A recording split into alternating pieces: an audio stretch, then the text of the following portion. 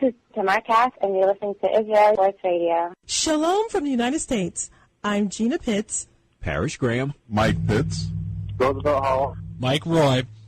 We're your friends from the Pro Sports Lives radio show on WAFS Biz 1190 AM. You're listening to Louis Live. Broadcasting live from Israel. IsraelSportsRadio.com. Sports Strain CC, compression fit, UV protection, moisture wicking, anti-odor, and physique enhancing. Certified by the Circle K. Sports Strain is a revolutionary CC garment that features high performance properties and a compression fit, offering the wearer ultimate comfort and style for sports and everyday wear. Custom logos and team jerseys are available. For orders, please visit TamirGoodman.com. That's TamirGoodman.com. Broadcasting live from Jerusalem. IsraelSportsRadio.com.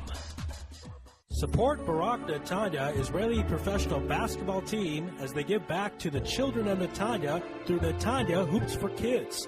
Netanya Hoops for Kids serves all of the children of Netanya, especially the ones that need us most. Through basketball clinics. You're tuned in to the only all-sports talk network in the Middle East, IsraelSportsRadio.com. This is Tamar Cass, and you're listening to Israel Sports Radio. Shalom from the United States. I'm Gina Pitts. Parrish Graham. Mike Pitts. Roosevelt Hall. Mike Roy. We're your friends from the Pro Sports Lives radio show on WAFS Biz 1190 AM. You're listening to Louis Live. Broadcasting live from Israel. IsraelSportsRadio.com. Sports Strain CC, compression fit, UV protection, moisture wicking, anti-odor, and physique enhancing. Certified by the Circle K. Sports Strain is a revolutionary CC garment that features high performance properties and a compression fit, offering the wearer ultimate comfort and style for sports and everyday wear. Custom logos and team jerseys are available. For orders, please visit TamirGoodman.com. That's TamirGoodman.com. Broadcasting live from Jerusalem. IsraelSportsRadio.com. Support Barak Netanya, Israeli professional basketball team, as they give back to the children of Netanya through Netanya Hoops for Kids. Netanya Hoops for Kids serves all of the children of Netanya, especially the ones that need us most. Through basketball clinics held by professional players, at-risk children learn life skills like teamwork, communication, discipline, and community responsibility from real-life heroes. Netanya Hoops for Kids partners with the municipality, schools, and local nonprofits to bring thousands of children to basketball games each season. Join us as a donor, partner, or fan. One city, one team, one family. www.netanyahoopsforkids.org. The biggest names in sports are all on IsraelSportsRadio.com. DJ Venom, DJ Venom, DJ Venom, DJing parties throughout Israel, birthday parties, weddings, club events, bar mitzvahs, bat mitzvahs, and much more. You pick the type of music, and DJ Venom will turn your event into the party of the year. Available Sunday through Thursday. Call 052-952-6506 or email djvenom1984@yahoo.com. That's 052-952-6506 or email djvenom1984@yahoo.com. Book your party today. That's DJ Venom. This is Dimitri Salita, and you're listening to IsraelSportsRadio.com. You're tuned in to the only all-sports talk network in the Middle East, IsraelSportsRadio.com. This is Tamar Cass, and you're listening to Israel Sports Radio. Shalom from the United States. I'm Gina Pitts. Parrish Graham. Mike Pitts. Roosevelt Hall. Mike Roy. We're your friends from the Pro Sports Lives radio show on WAFS Biz 1190 AM. You're listening to Louis Live. Broadcasting live from Israel. IsraelSportsRadio.com. Sports Strain Seat C, compression fit, UV protection, moisture wicking, anti-odor, and physique enhancing. Certified by the Circle K. Sports Strains is a revolutionary seat garment that features high-performance properties and a compression fit, offering the wearer ultimate comfort and style for sports and everyday wear. Custom logos and team jerseys are available. For orders, please visit TamirGoodman.com. That's TamirGoodman.com. Broadcasting live from Jerusalem. IsraelSportsRadio.com. Support Barak Netanya Israeli professional basketball team as they give back to the children of Netanya through Netanya Hoops for Kids. Netanya Hoops for Kids serves all of the children of Netanya, especially the ones that need us most. Through basketball clinics held by professional players, at-risk children learn life skills like teamwork, communication, discipline, and community responsibility from real-life heroes. Netanya Hoops for Kids partners with the municipality, schools, and local nonprofits to bring thousands of children to basketball games each season. Join us as a donor, partner, or fan. One city, one team, one family. www.netanyahoopsforkids.org. The biggest names in sports are all on IsraelSportsRadio.com. DJ Venom, DJ Venom, DJ Venom, DJing parties throughout Israel, birthday parties, weddings, club events, bar mitzvahs, bat mitzvahs, and much more.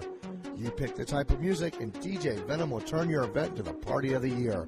Available Sunday through Thursday. Call 052-952-6506 or email djvenom1984@yahoo.com.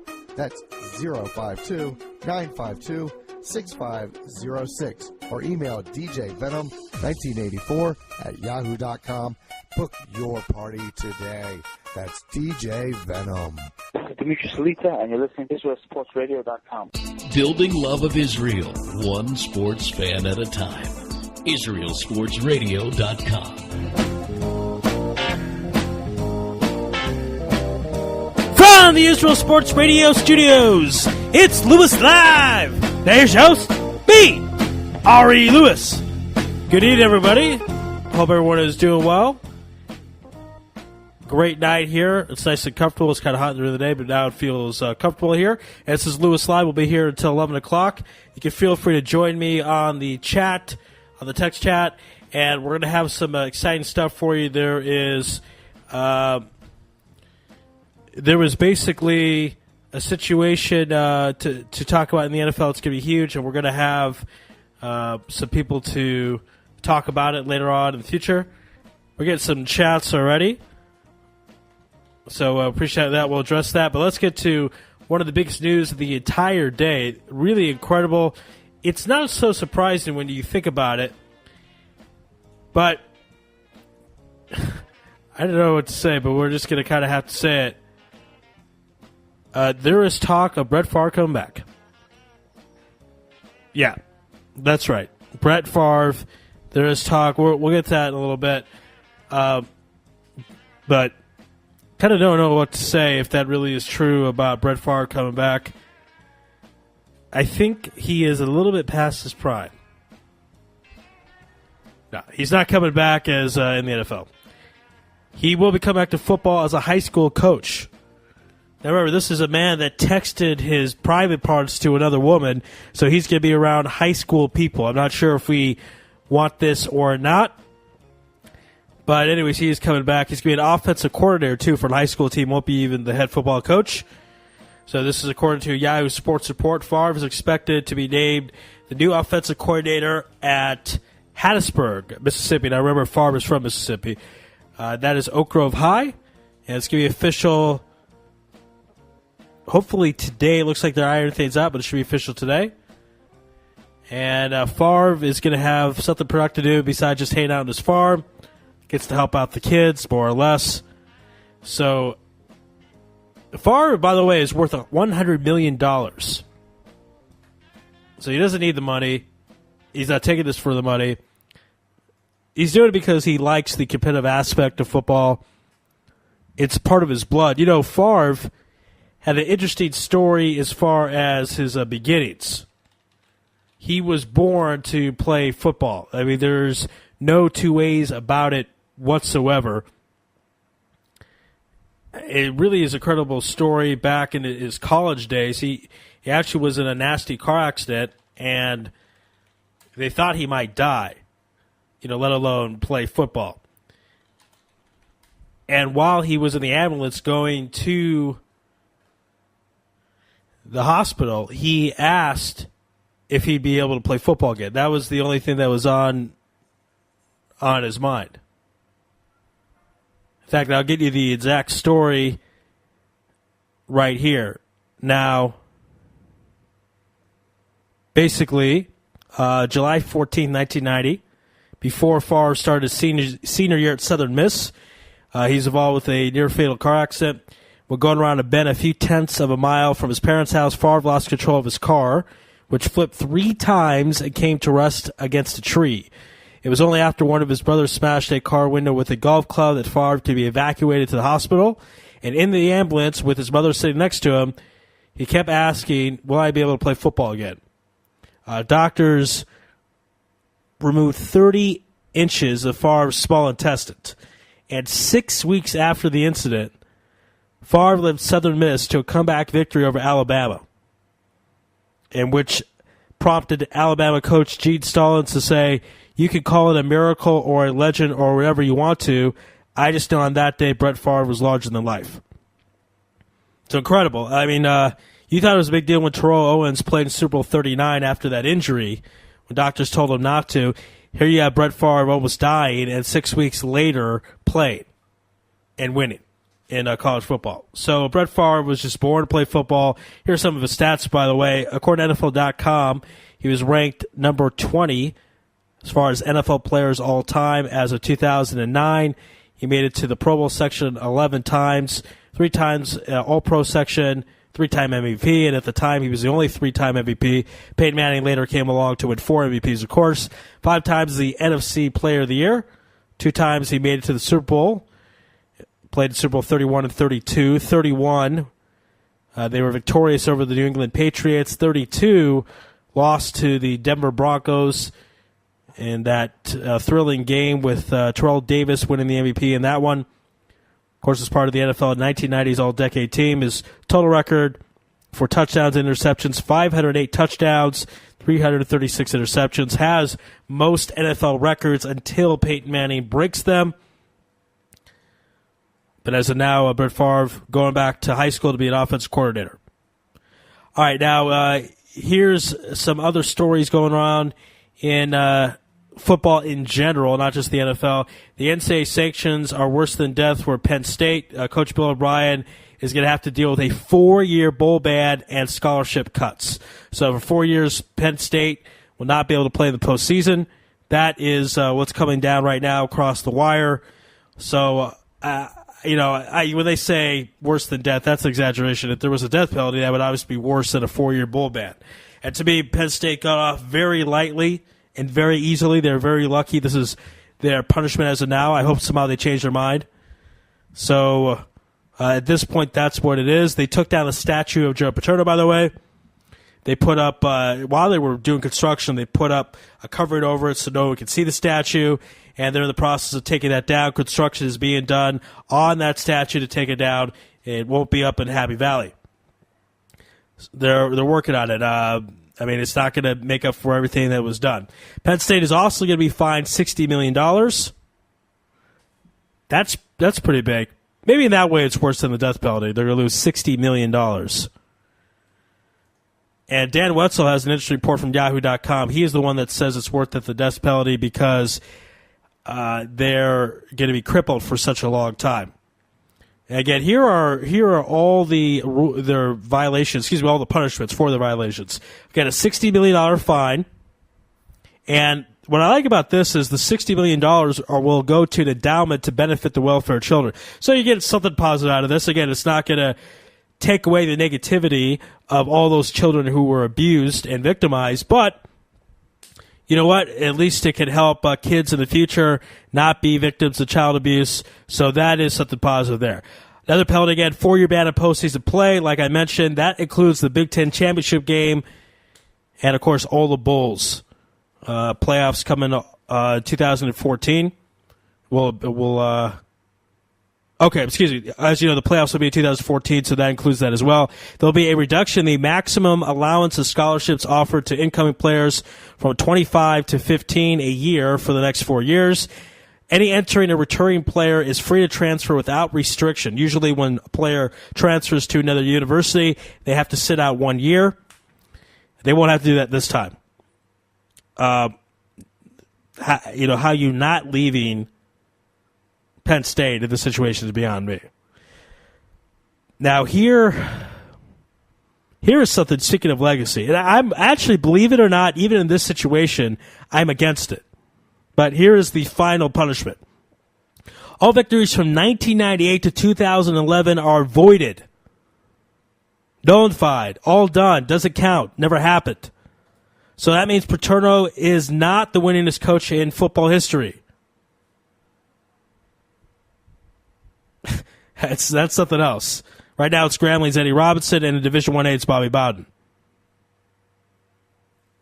Joe Paterno doesn't have the 111 wins he got from 1998 to 2011 and goes down to 5th place with 298. I actually hate that. I can't stand it when college football, when they vacate wins, because people paid money for the games. When you pay money for a game has to count. It happened. It happened.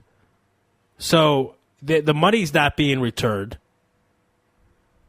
So you have got to count the games. You cannot just simply say the win is null and void, the win is no good. So I'm against that. Even as bad a situation this is, the football game happened. It occurred. You got to give him the win. You got to give him the wins. All right, here's more news of the story. There's a 5-year probationary period and the hiring of an academic monitor on the NCAA's choosing and so forth. Penn State will not appeal the sanctions. School president Ronnie Erickson signed a consent agreement with the NCAA and accepts the penalties. So Penn State is at least owning up to what they did wrong. And again, first-year Penn State coach Bill O'Brien is going to have a lot to deal with coming up. A lot easier. So, O'Brien's 45 years old. Young guy in the terms of college football coaching. He's going to have a tough one here. Let's play the report from Yahoo Sports. We thank our friends for giving us this. And the president's going to speak here as well. So, take a listen. Again, we thank our friends at Yahoo Sports.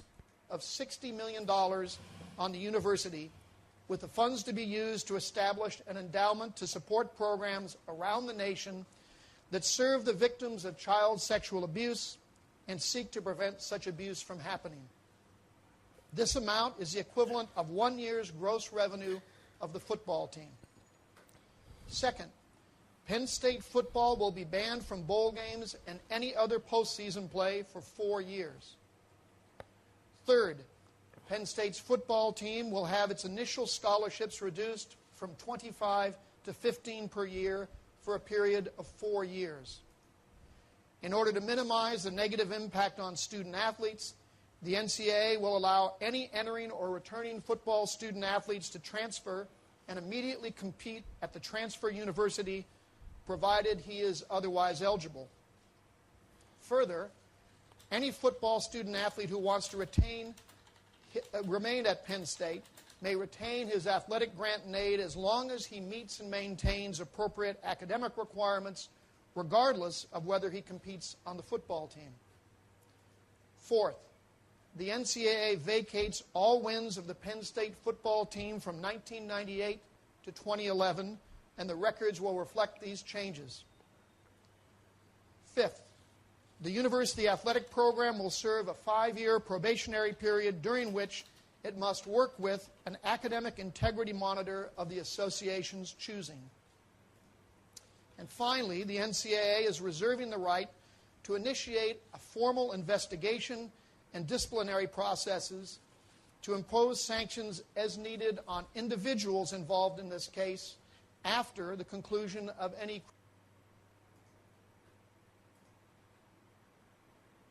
Okay, so there's a video there. It ended. You pretty much heard that in detail. Pretty much talked about everything I said. So that's the punishment as of now. Crazy to think the football program yielded $60 million a year. It's crazy to think about that. $60 million. So you can see why a cover-up could be not warranted but desired to keep that program going, making that type of money. I get a chat from Redskin Faye. The sanctions are not harsh enough. The entire program should have been shut down for some period of time. I agree. I certainly agree. I do like that the money's coming up, that the money will get to help someone else, but you could have had both. You could have had the money, the $60 million to charity, and shut down the program for a few years. The only problem with doing that, in the college football has a thing of punishing people after the fact. The problem is, the new coaching staff and these players, they didn't do anything wrong. And that's the problem with college football. It happens. You see coaches cheat. They leave. The program gets punished. The coaches don't. Can't really punish Paterno, outside of the afterlife. But NCAA doesn't get to be involved with that. I would just hoard them for money. I mean, Redskin Faye also has a great point that they're allowed to play on TV. I mean, they'll still be making some money. There'll be more to talk about. We'll have more discussion about it this week. It's certainly, I don't know if it's enough or not. But let's move on. Carrie Strug, fellow Jew. This is the anniversary back in 1996. So 16 years ago in the Olympics. I had that wonderful... Here, one second, hold on. Rescue Face says, if a father of a large family robs a bank, should he not go to prison because it would impact his wife and children had nothing to do with his criminal decision? Great point. Great point. And again, we'll talk more about it later on this week. We'll have Ari Bluestein discuss the penalty log with Jim Williams. But let's go to Carrie Strug and play a memorable moment.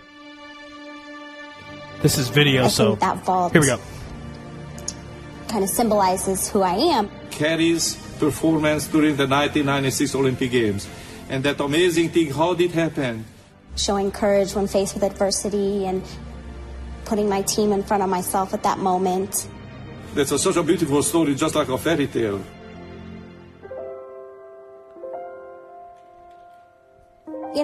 Going into the games, I think we all knew we were capable of winning the team gold. We knew that if we won as a team, we'd all win individually as well. That night didn't start out any differently than any other competition.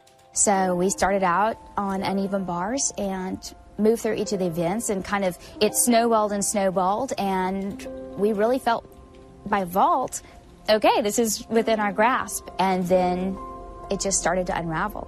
Compared to the other women, I mean, they were really choking. Sorry, Shannon and all of you, but they were really choking. They were all stumbling. Dominique Marciano, who never misses a vault. I've never seen this child miss a vault, and misses both her vaults. I was really surprised because Bella's girls normally don't make mistakes at an Olympic Games, and if they do, maybe once, but not twice. That means a minimum of point and a half lost right in here. And then we start thinking and doing math. And are we still able to win it? What does Carrie need? What do we need to do? And then Carrie went and fell in her first vault. Oh my goodness, I couldn't believe it, this is the Olympics. This cannot be happening. As I was walking back, it felt like something was out of place. And I didn't really know what to do, so I knew that I was going to do the second vault. I was kind of concerned about my ankle, but there was never a question, am I going to do this, am I not going to do this? She asked Bella, she said, do we have to have this? He says, you can do it, Carrie, you know, and you're going to do it. I said, Carrie, you are on. You can do it. Remember, you can do it. We can do it. To this day, I think it's kind of funny that the world's best gymnastics coach says, you can do it. Like, you can do it.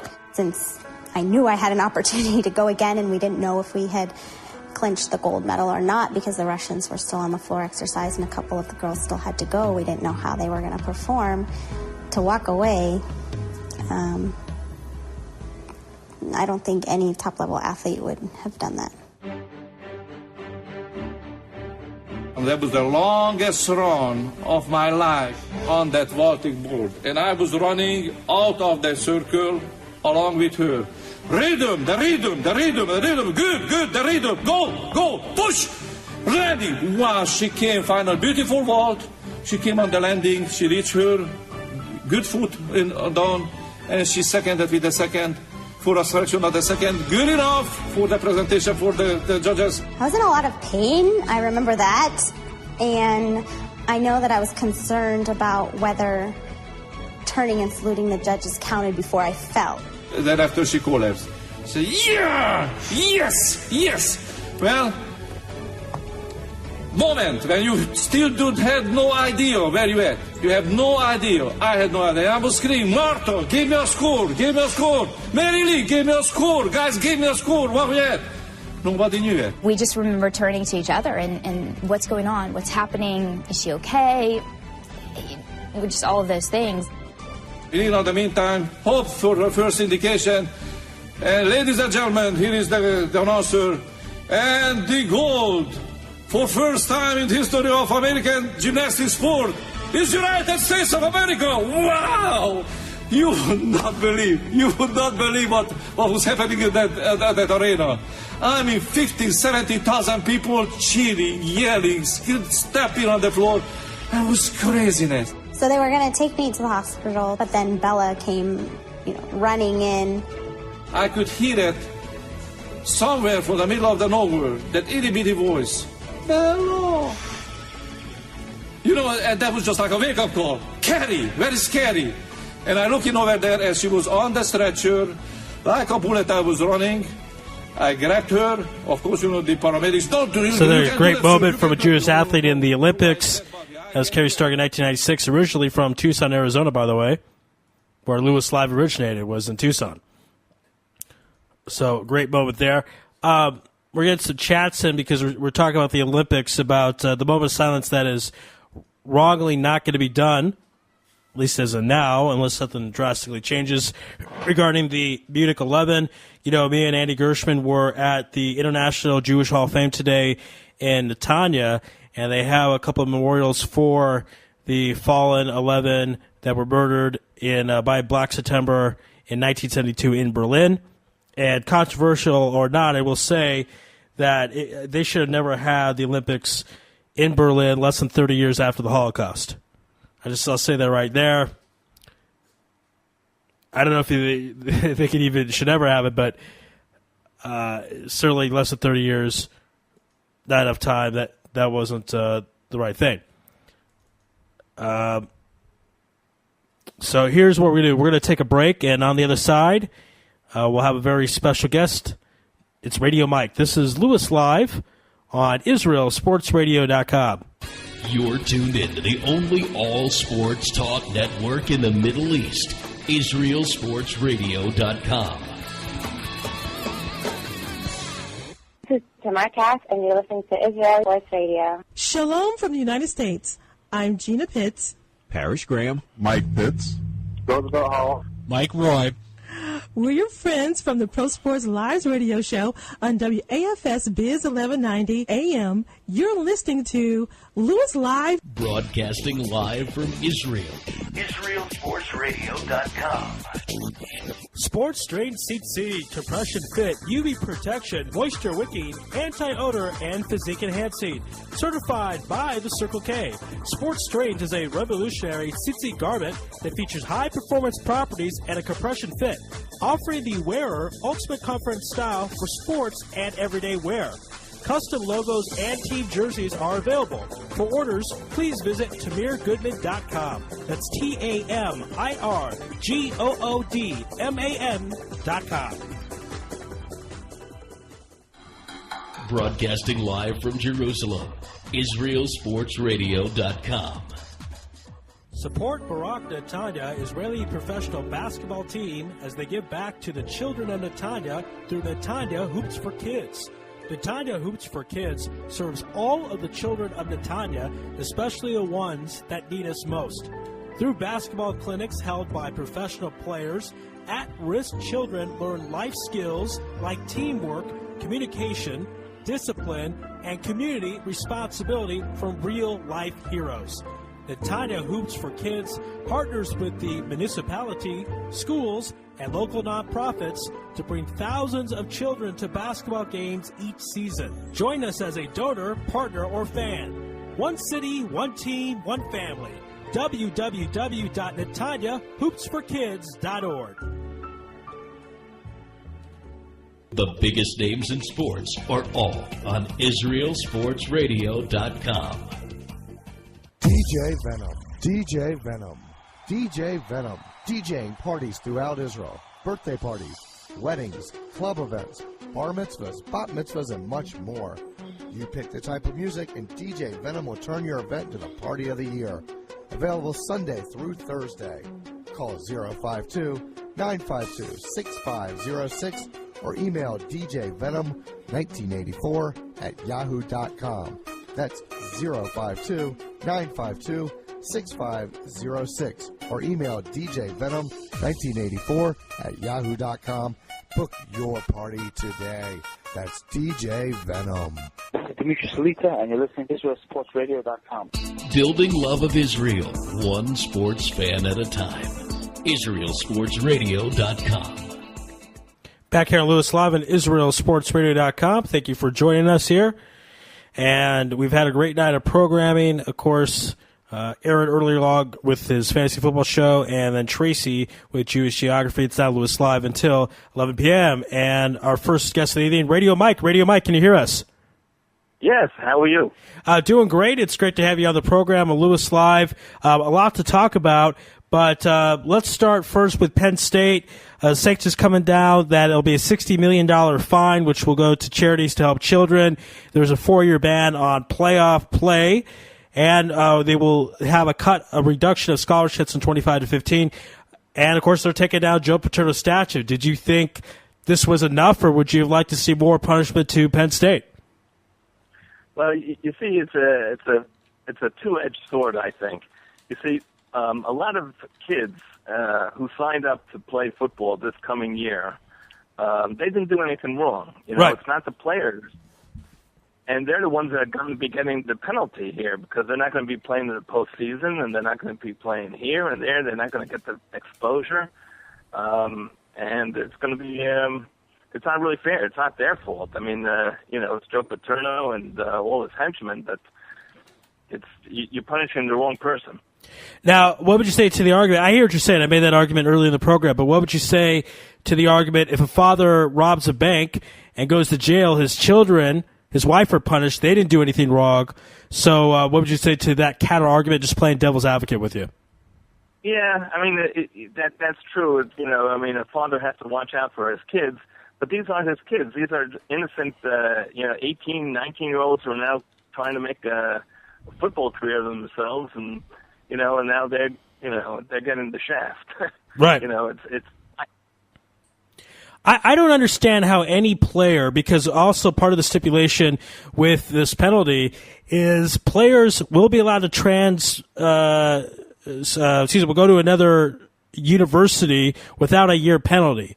And I don't know how any player on Penn State doesn't leave. Transfer is the word to look for. I don't understand how any player wouldn't do that. Why would any player stay on Penn State? Well, maybe they're there for 1 year and then they're going to transfer out, and they'll still get some, attention playing for them. But it's a big problem, and to take down his statue and everything like that, and his whole legacy. And unfortunately, or maybe fortunately, this all basically came out that he was somewhat culpable after he passed away. While he was still alive, there was some sort of shield and some sort of protection that he really didn't get the brunt of it. Now, after he passed away, that's when all the information really came out that he could have stopped it and he knew what was going on, and he sinned. Absolutely. And one of the weird things they also did, which I don't like him against, is from 1998 to 2011, they wiped off all his wins. So he loses about 111. Now he's not the all-time winningest coach in college football. He goes to 5th. My thinking is, they do this all the time in college football about stripping wins, stripping titles. If the game happens, you have to count it because all the people that paid money for those games have to pay for something.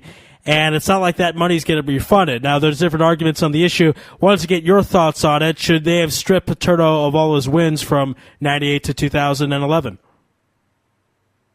I don't really think so. And, what's done is done. It's really an unfortunate thing.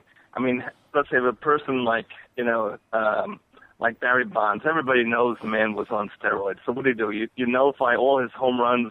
So any game-winning home run that he hit is nullified, and therefore if they won the World Series, then you take away the World Series win from him, and you just nullify that. And the only person that really, it's an individual, like I think it was Mary Jones, the Olympic, runner and athlete, so she did drugs and stuff like that to enhance her performance.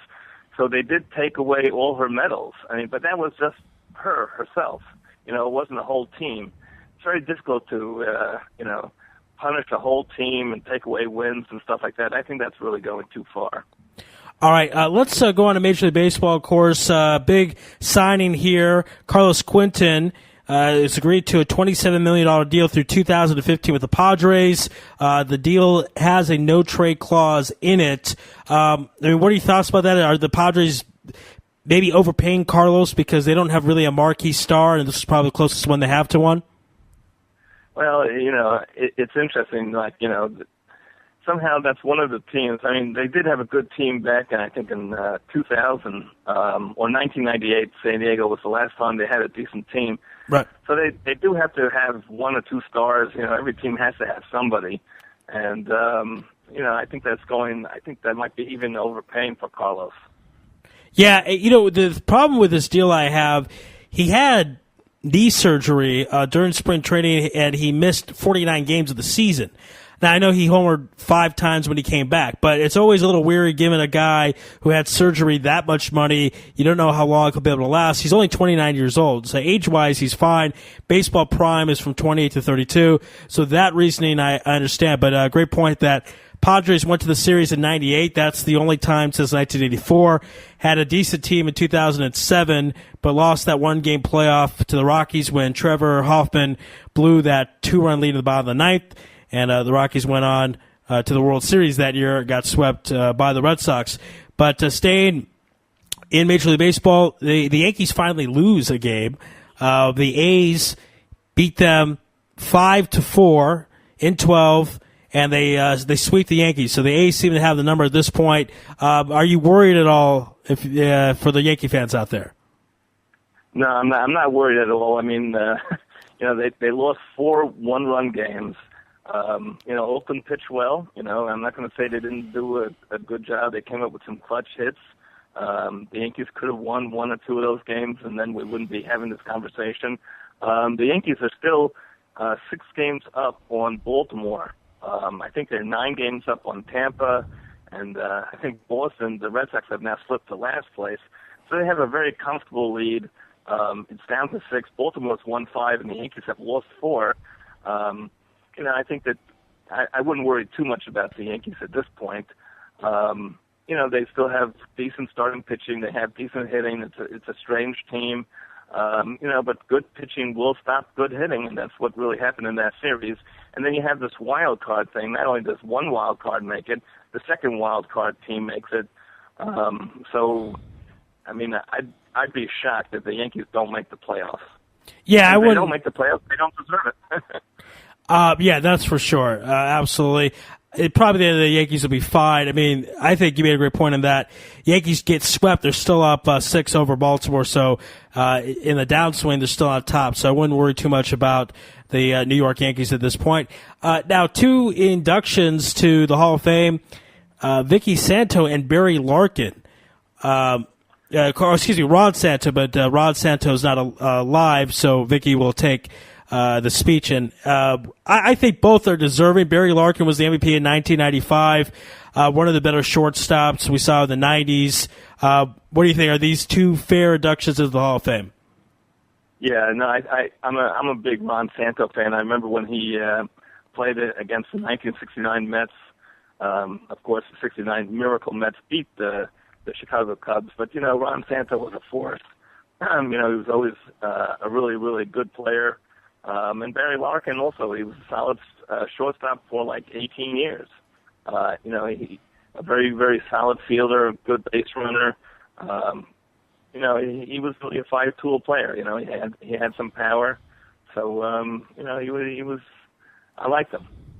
Yeah, and Barry Larkin, as far as we know, there's been never any accusations that he played the game unclean, and had these players not gone on steroid era, his numbers could look a lot better by comparison. Kind of shame. One of the guys, kind of like a Frank Thomas. Frank Thomas won 2 MVPs, and then all of a sudden everyone lapped him, but he kind of got shafted with this deal. The guys who did it right got shafted. Barry Larkin, in my opinion, probably one of those as well. Let's go on to Miguel Cabrera, gets his 300th career home run as the Tigers beat the White Sox 6-4. And Miguel Cabrera, pretty young, and he already has 300 home runs. So, yeah, what do you? He's probably on the juice too. Well, he's a great ball player. I mean, he hits in the clutch. He hits all types of pitchers. He's a force. He's a really, really top-notch ball player.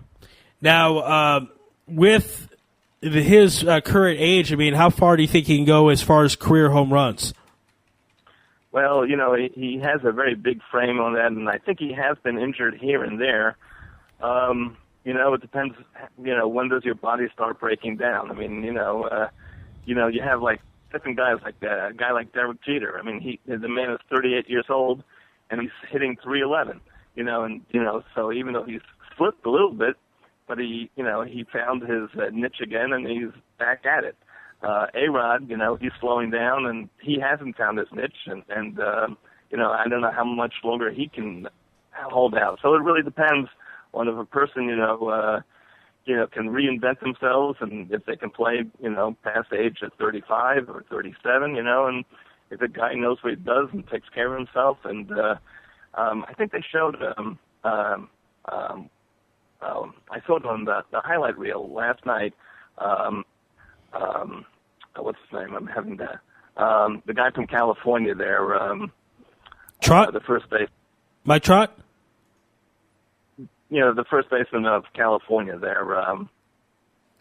Okay. Yeah. And, so it showed how he was hitting like, 8 years ago and how he's hitting now. But, he adjusted his swing to adjust for a slower bat speed, having the, just moving his hips a different way. And, so he still has all his power there. Do you mean Mark Trumbo by chance? No, the guy who played for St. Louis for so many years, and now he's playing for... Albert Pujols. Yes, I'm sorry. Okay, Albert gotcha. Pujols. That's what happens when you get to be my age. Now, I want to go back to Miguel Cabrera because this guy is having a Hall of Fame career. He's 29 years old. Here, let me read you his career numbers: .317 batting average. He has He has over 1,700 RBI, 300 home runs, as we mentioned. He has over 1,000 RBI, over 1,700 hits.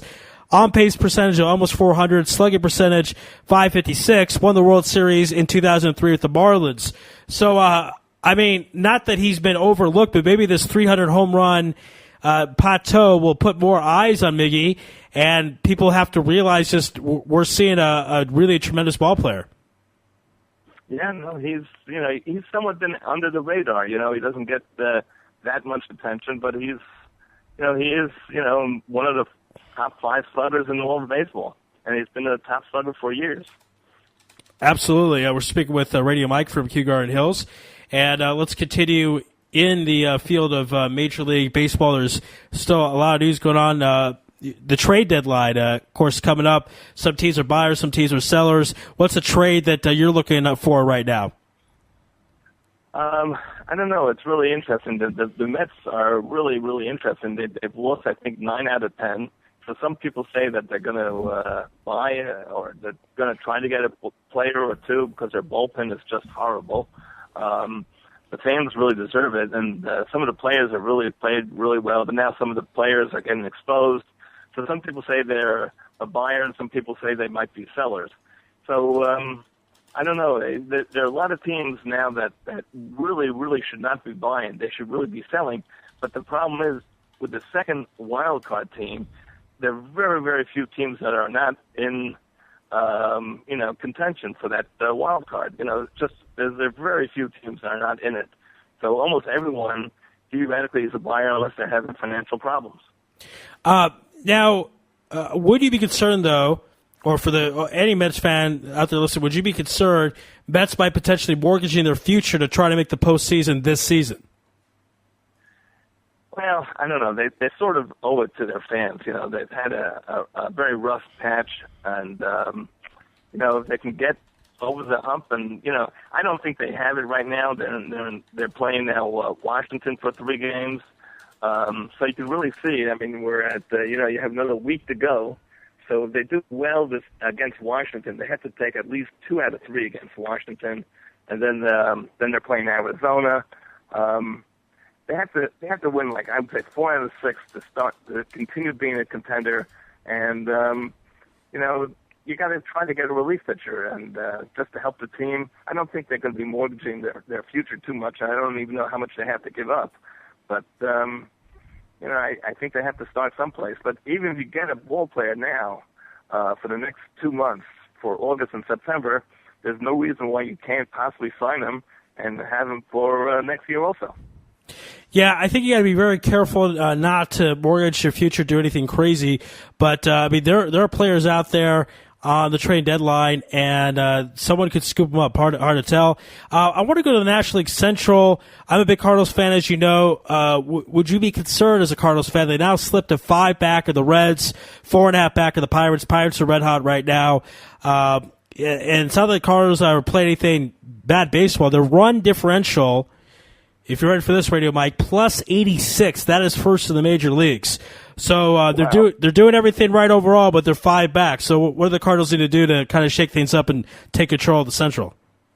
Well, as I said, if you can, it's not really if you don't win the division anymore. If you just get that wild card, you get in. It's just like last year. They just got in like the last day or second day to the end of the season. They got in.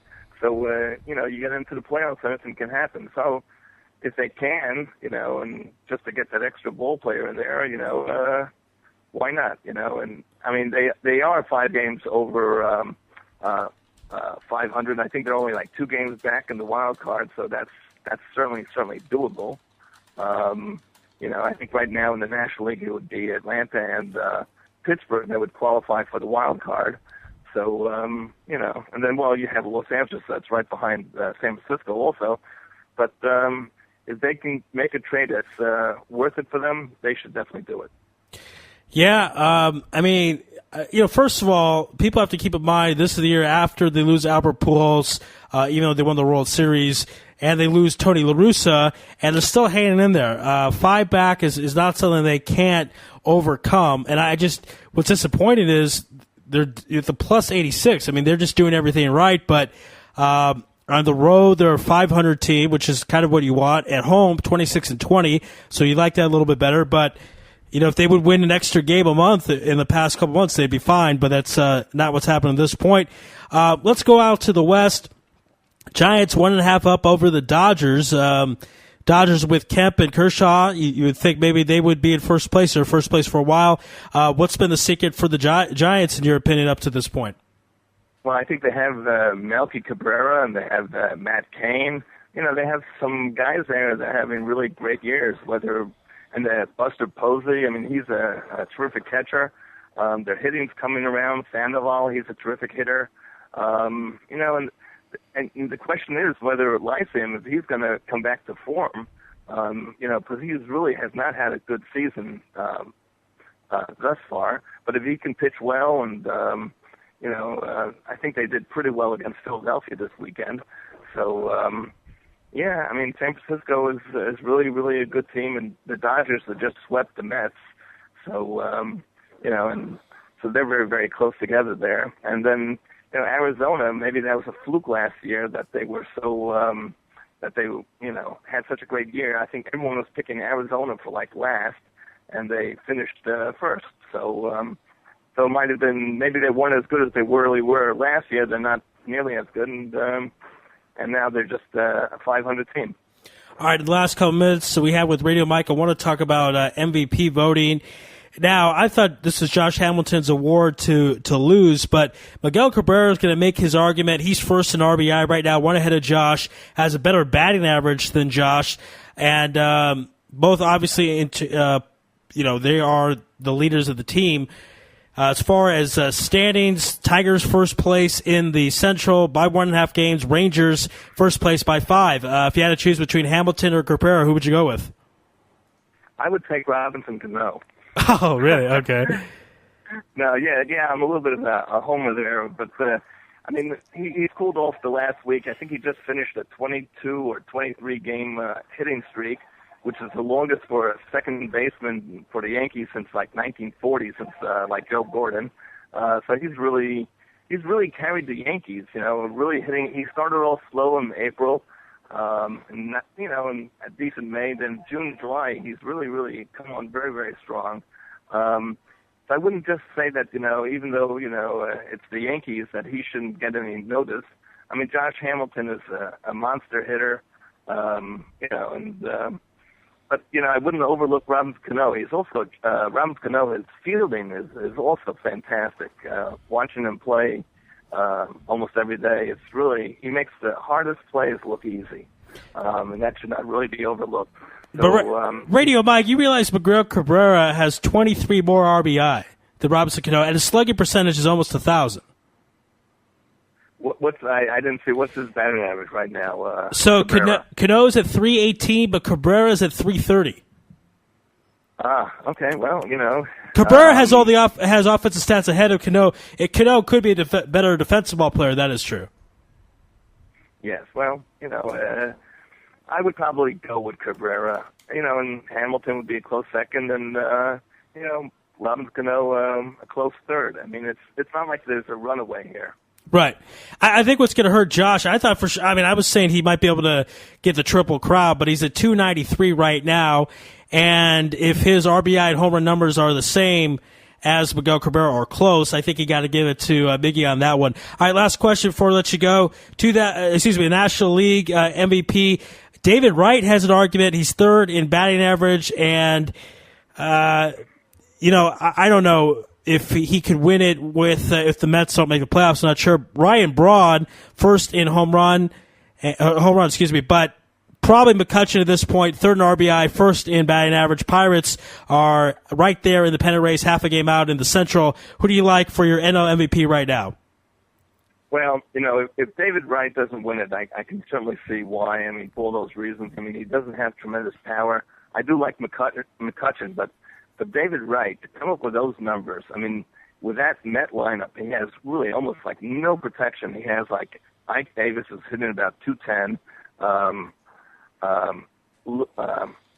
Lucas Duda, is hitting right behind him. I mean, if you ever want to pitch around a player, you would pitch around David Wright and go with anyone else in the Mets. And he's still hitting 350. I mean, it's an incredible feat. And his fielding has really been picked up this year. He's really doing a great job. But then again, the Mets probably will not make the playoffs, and McCutchen probably has some better stats there. And, so I would go with McCutchen. Yeah, I think also I've neglected to mention McCutchen is second in home runs behind Braun with 22. So he is in top 3 of the 3 main categories. His team a half a game off of the Central lead, so I think it's McCutchen at this point. Radio Mike, we got to run, but thank you for being on Louis Live on IsraelSportsRadio.com. My pleasure, as always. All right, be well, Radio Mike. All right, thanks. All right. That was Radio Mike from Kew Garden Hills here on Louis Live on Israel Sports Radio. We thank him for being on the program. This has been a fun program, almost the closure of our first hour. And it's been a lot of sports stories. Of course, probably the headline, Joe Paterno. Statute comes down, $60 million fine to Penn State, which will go to a charity, reduction of scholarships from 25 to 15. Joe Paterno's wins from 1998 to 2011, null and void. And no playoffs, no bowls for 4 years. Whether you think that's fair or not, or whether you think it should be more, I mean, there's certainly arguments for it. Arguments that it's funny. I don't hear anyone saying that's a light, or I don't hear anyone say that's a heavy punishment. So we can at least start there. All right, we're going to take a break. We're going to have some fun stuff on the other side. Take a listen. This is Louis Live in Israel, sportsradio.com. You're tuned in to the only all-sports talk network in the Middle East, IsraelSportsRadio.com. This is Tamar Cass, and you're listening to Israel Sports Radio. Shalom from the United States. I'm Gina Pitts. Parrish Graham. Mike Pitts. Roosevelt Hall. Mike Roy. We're your friends from the Pro Sports Lives radio show on WAFS Biz 1190 AM. You're listening to Louis Live. Broadcasting live from Israel. IsraelSportsRadio.com. Sports Strain CC, compression fit, UV protection, moisture wicking, anti-odor, and physique enhancing. Certified by the Circle K. Sports Strain is a revolutionary CC garment that features high performance properties and a compression fit, offering the wearer ultimate comfort and style for sports and everyday wear.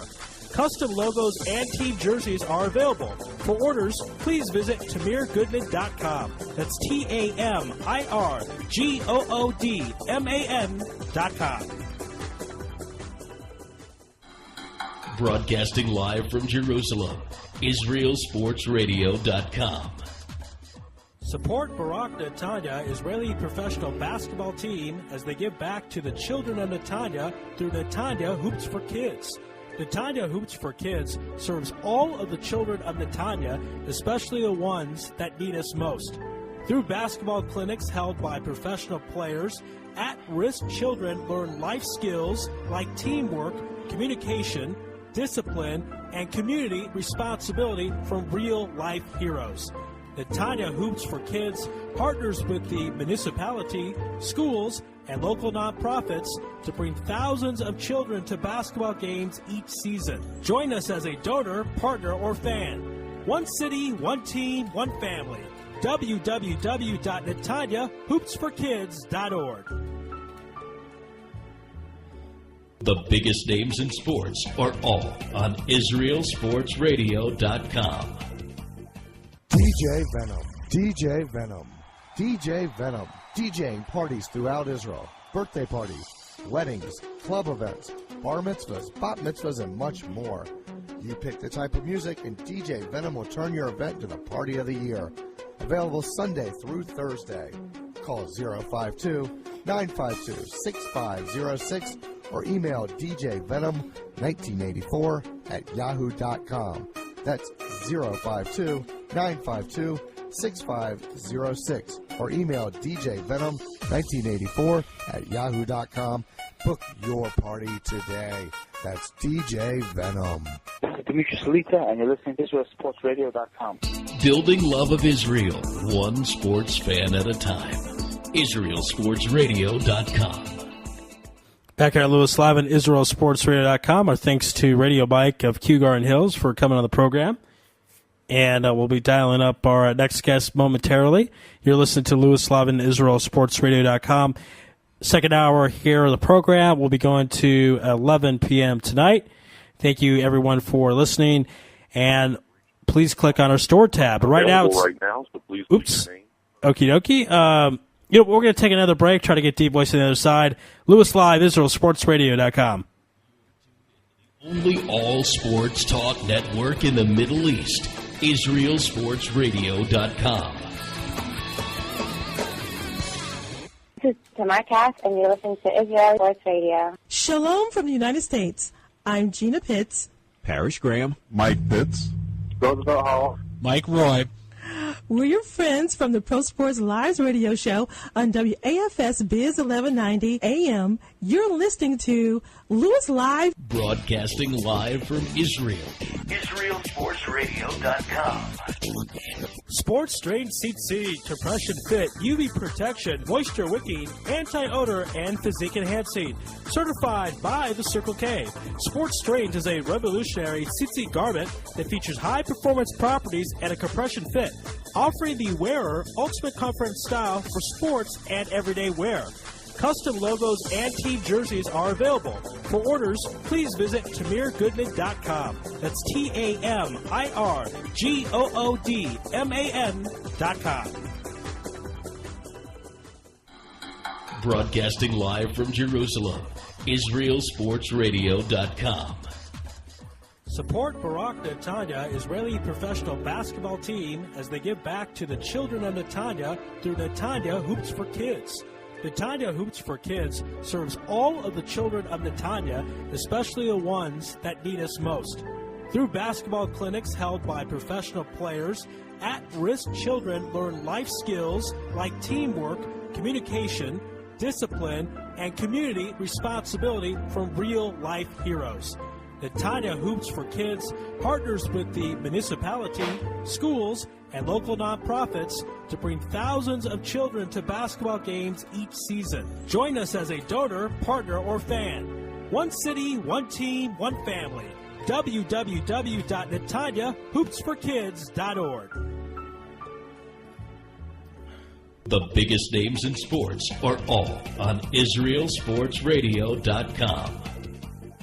DJ Venom, DJ Venom, DJ Venom, DJing parties throughout Israel, birthday parties, weddings, club events, bar mitzvahs, bat mitzvahs, and much more. You pick the type of music, and DJ Venom will turn your event to the party of the year. Available Sunday through Thursday. Call 052-952-6506 or email djvenom1984@yahoo.com. That's 052-952-6506 or email djvenom1984@yahoo.com. Book your party today. That's DJ Venom. This is Dimitri Salita, and you're listening to IsraelSportsRadio.com. Building love of Israel, one sports fan at a time. IsraelSportsRadio.com. All right, we're going to try a deep voice again here, and if not, we're going to talk more about the news and try to get him on later in the program. This is Louis Live. This is IsraelSportsRadio.com, and I want to direct everyone to the store site. Click on that store tab. Great items such as T-shirts, books, hats, and much, much more. That's the store tab on IsraelSportsRadio.com, or type in IsraelSportsRadio.com/store. Get a lot of great stuff there. I'm not available. Okay, Deep Voice not available. So we're going to continue on with the news here. Again, there's a lot of great things to discuss here on the program on Louis Live on Israel Sports Radio. Let's go to Jonathan Vilma right now. And actually, we're going to talk about this story here. New Orleans Saints linebacker Jonathan Vilma and lawyers for the NFL arrived at federal court Monday for the settlement conference in Vilma's lawsuit seeking to overturn a season-long suspension in the Saints bounty investigation. Flanked by his attorneys as he headed into federal court, Vilma said he was hoping we can get something accomplished. The conference was closed to the public. Vilma and Saints coach Sean Payton have been suspended for the 2012 season for their roles in a bounty program the NFL says targeted opposition players for 3 seasons. Vilma wants a federal judge to overturn his suspension. He also has filed a defamation lawsuit against NFL Commissioner Roger Goodell. They're cute at that age, aren't they, folks? Defamation. Okay, we're going to bring up that video just to show you what defamation is. Now, Jonathan Vilma is not talking, but he was part of it. If Jonathan Vilma wants to sue me, well, he can come find me. He can come find me, and that's ridiculous. You're going to cry because You're going to cry because someone told the truth on you. That you're a scumbag. Okay, we're going to play this video right now. It is very much profanity laced. Thank God we are on internet radio, so I cannot be sued by the FCC. But the idea of Jonathan Vilma or anyone with the Saints complaining about the suspension is absolutely ludicrous. Take a listen. And again, I don't know what to say. Excuse me 1 second. Okay, we're going to now play. We're going to go to it, Mike the intern. Okay, here we go. Viewer discretion or listener discretion is advised. Apologize for how we're going to play. You're here for a reason. You're here because we saw in you, and we hope we picked the right person that won't apologize for competing the way we have to compete. There may be better athletes, but not defensive football players that have to go into war tomorrow and play the way we fucking play. A mind troubled by doubt cannot focus on victory. NFL's a production business. Don't ever forget about it. Where are we at right now? Got a tie at the top. Got a lot of guys up at the top. Kill the hit, the body will die. Kill the hit, the body will die. Listen to that. We've got everything in the world to make sure we kill Frank Gore's head.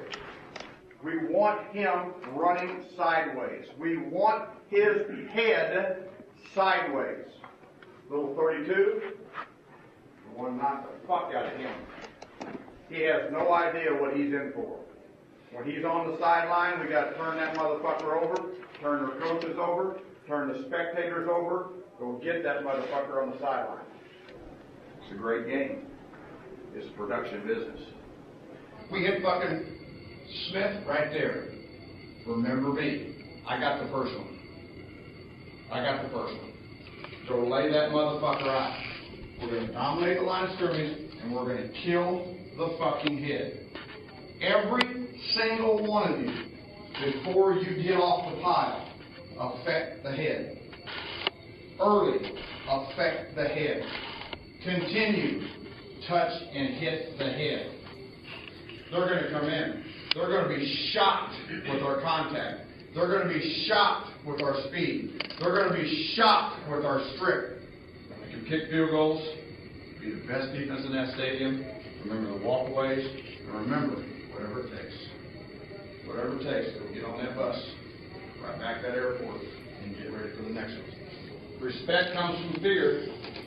This is how you get respect in this league. We need to find out in the first 2 series of the game, the little wide receiver, number 10, about his concussion. We need to fucking put a lick on him right now. He needs to decide. We need to fucking decide. We need to decide whether Crabtree wants to be a fake-ass prima donna or he wants to be a tough guy. We need to find that out. When he becomes human, you fucking take out that outside ACL. We need to decide on how many times we can beat Frank Gore's head. We need to decide how many times we can bull rush and we can fucking put Vernon Davis's ankles over the pile. We need to decide, and when they are fearing us, they give us the ball. Alex Smith in the preseason game, when you guys fucking avalanched that motherfucker, had eyes that big. You all saw him. Another thing we always say in this room is never apologize for the way we compete. If you're in this room, you understand that. We don't apologize. Jesus Christ. I don't even know where to begin. Anyone from the Saints should not be complaining about anything. And that'll be talked about more through the offseason, I'm sure. Other news, Lions cut cornerback Aaron Berry 2 days after he was arrested for the second time in the offseason. General Manager Martin Mayhew says the Lions terminated Berry's contract because of personal conduct, which adversely affected the team. Lions President Tom Luan says the team has stressed repeatedly that there will be appropriate consequences when expected standard or behavior is not upheld. Okay. Heard that there. Let's keep going here in the NFL. Ocho Cinco, who now plays for the Dolphins. In case you remember, he used to be Chad Johnson. He changed his name to Ocho Cinco. He wanted to have his jersey number, his last name, 85. Anyone who knows Spanish knows that's not how you say it. Ocho Cinco is 8'5". If you wanted to be 85, it would be Ochente Cinco or something. I don't know what it is. But anyways, he had it wrong. But he's changed his name back to Johnson. Miami Dolphins wide receivers changed it back to his original name. Johnson legally changed his name Monday in an appearance at the Broward County Courthouse. The change will be announced via Twitter. Quickly follows his 4th of July marriage to Evelyn Lozada of TV's Basketball Wives. Johnson was Ocho Cinco for the past 4 seasons. The name was a playful reference to the number 85 he wore on his jersey. Johnson was a 6-time Pro Bowl receiver for the Cincinnati Bengals. He signed a 1-year deal with the Dolphins earlier this year after being cut by the Patriots. For his NFL career, Johnson has 766 receptions for 11,059 yards and 67 touchdowns. This guy's a borderline Hall of Famer. It's kind of hard to forget because he's a mini Terrell Owens with his stupidity and his antics. But he is a borderline Hall of Famer with those numbers. And on a terrible Bengals team most of his tenure. Keep that in mind as well. Last year, of course, with the Patriots, went to the Super Bowl. So you saw what he can do with a good team. Not that he was the number one factor with that. All right, other NFL news. Bills, Stevie Johnson, he's talked about the touchdown celebrations. He says he's going to continue to do that. Despite being benched last season. Sitting on the visitors' bench at Gillette Stadium. He was benched there January 1st. And it was because he was very flamboyant with his touchdown celebration. All right, we're going to now play a video. Charles Barkley's on the front of it. I don't know why. Let's take a listen and figure out what the heck is going on with it. So, give us a few moments here while we straighten this out. This is Louis live on IsraelSportsRadio.com. A lot of guys say you're at the tip of the spear, you know. And okay, we got to front of this thing driving in whatever direction. Second, here's Navy SEALs at. Really Hold on. To be a part of that. Give us a few moments.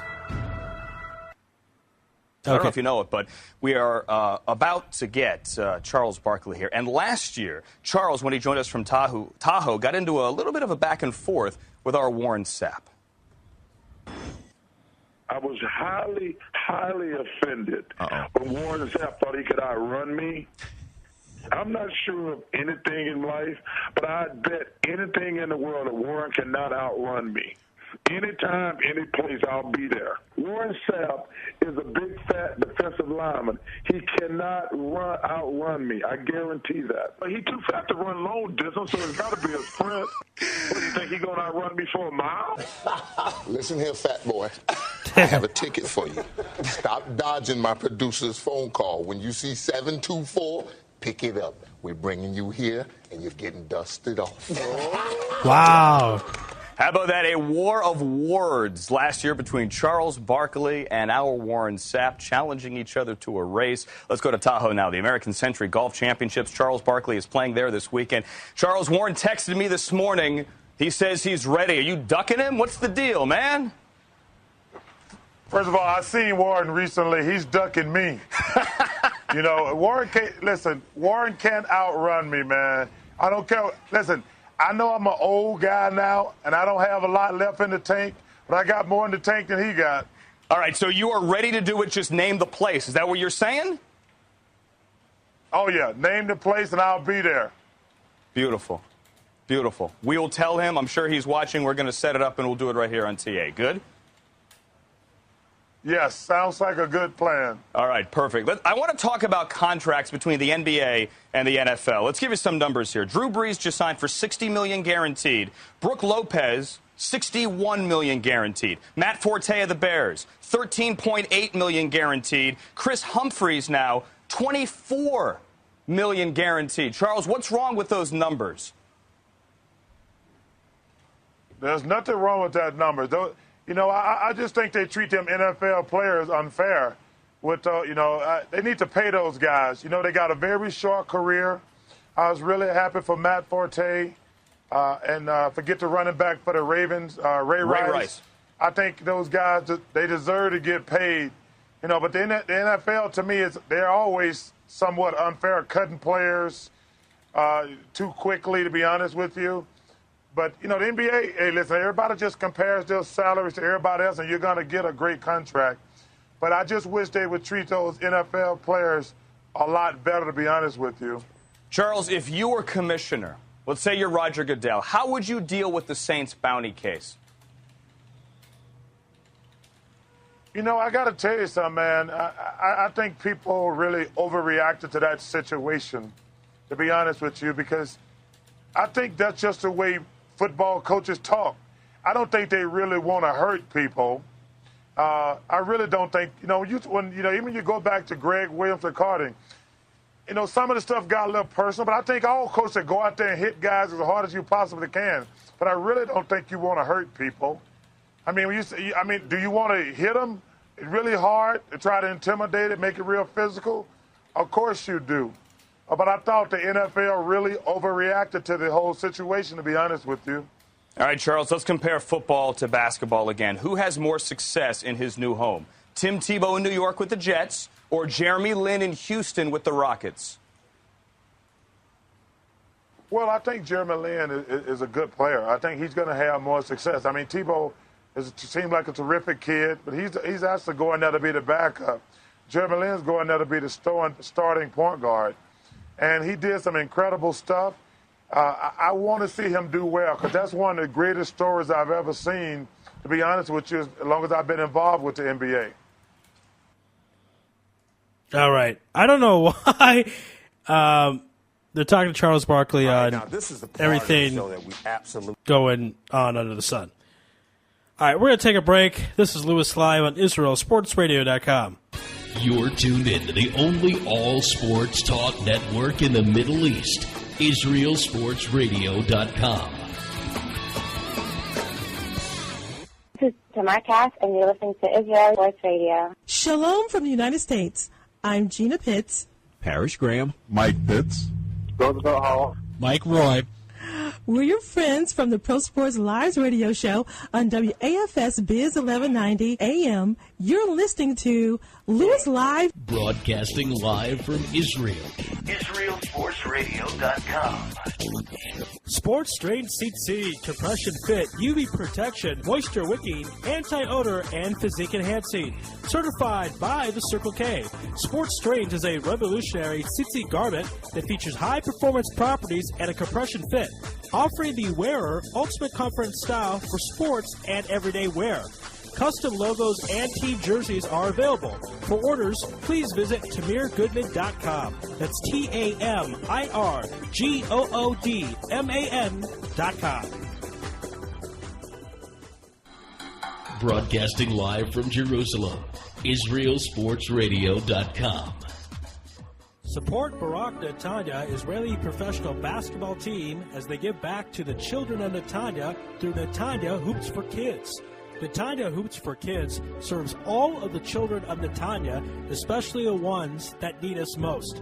Through basketball clinics held by professional players, at-risk children learn life skills like teamwork, communication, discipline, and community responsibility from real-life heroes.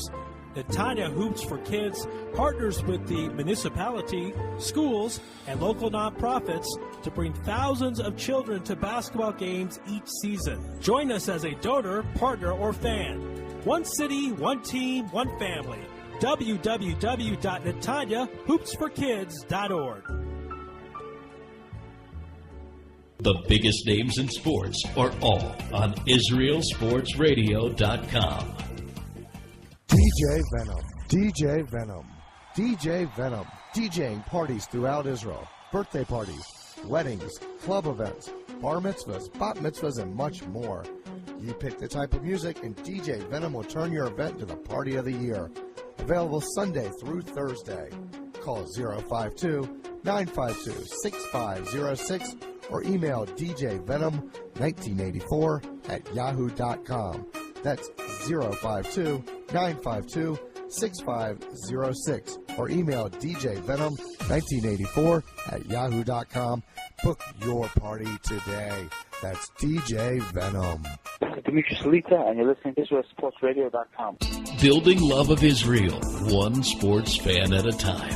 IsraelSportsRadio.com. All right, back here on Louis Live on IsraelSportsRadio.com. Thank you for joining us here in the second hour. Again, just so much going on. It's kind of sports is being picked back up, if you will. So it is fun at this point. Something not fun, of course, with the shooting that happened in Colorado and Aurora regarding the Batman movie. But Broncos players are coming to try to cheer up the victims. Those are hospitalized. 12 deaths in the Aurora shooting, 58 injuries. But the Broncos at least try to help out and do something. So they are doing that. And, okay, hold on. We are about to play a video, I believe. Okay, hold on here. Okay, 1 second. So anyway, some of the Broncos players showing up. It's kind of all you can do. It's just a tragedy that happened on Friday, and I don't know really what else to say, but okay, we're gonna switch videos. Sorry about that. Let's try this one here.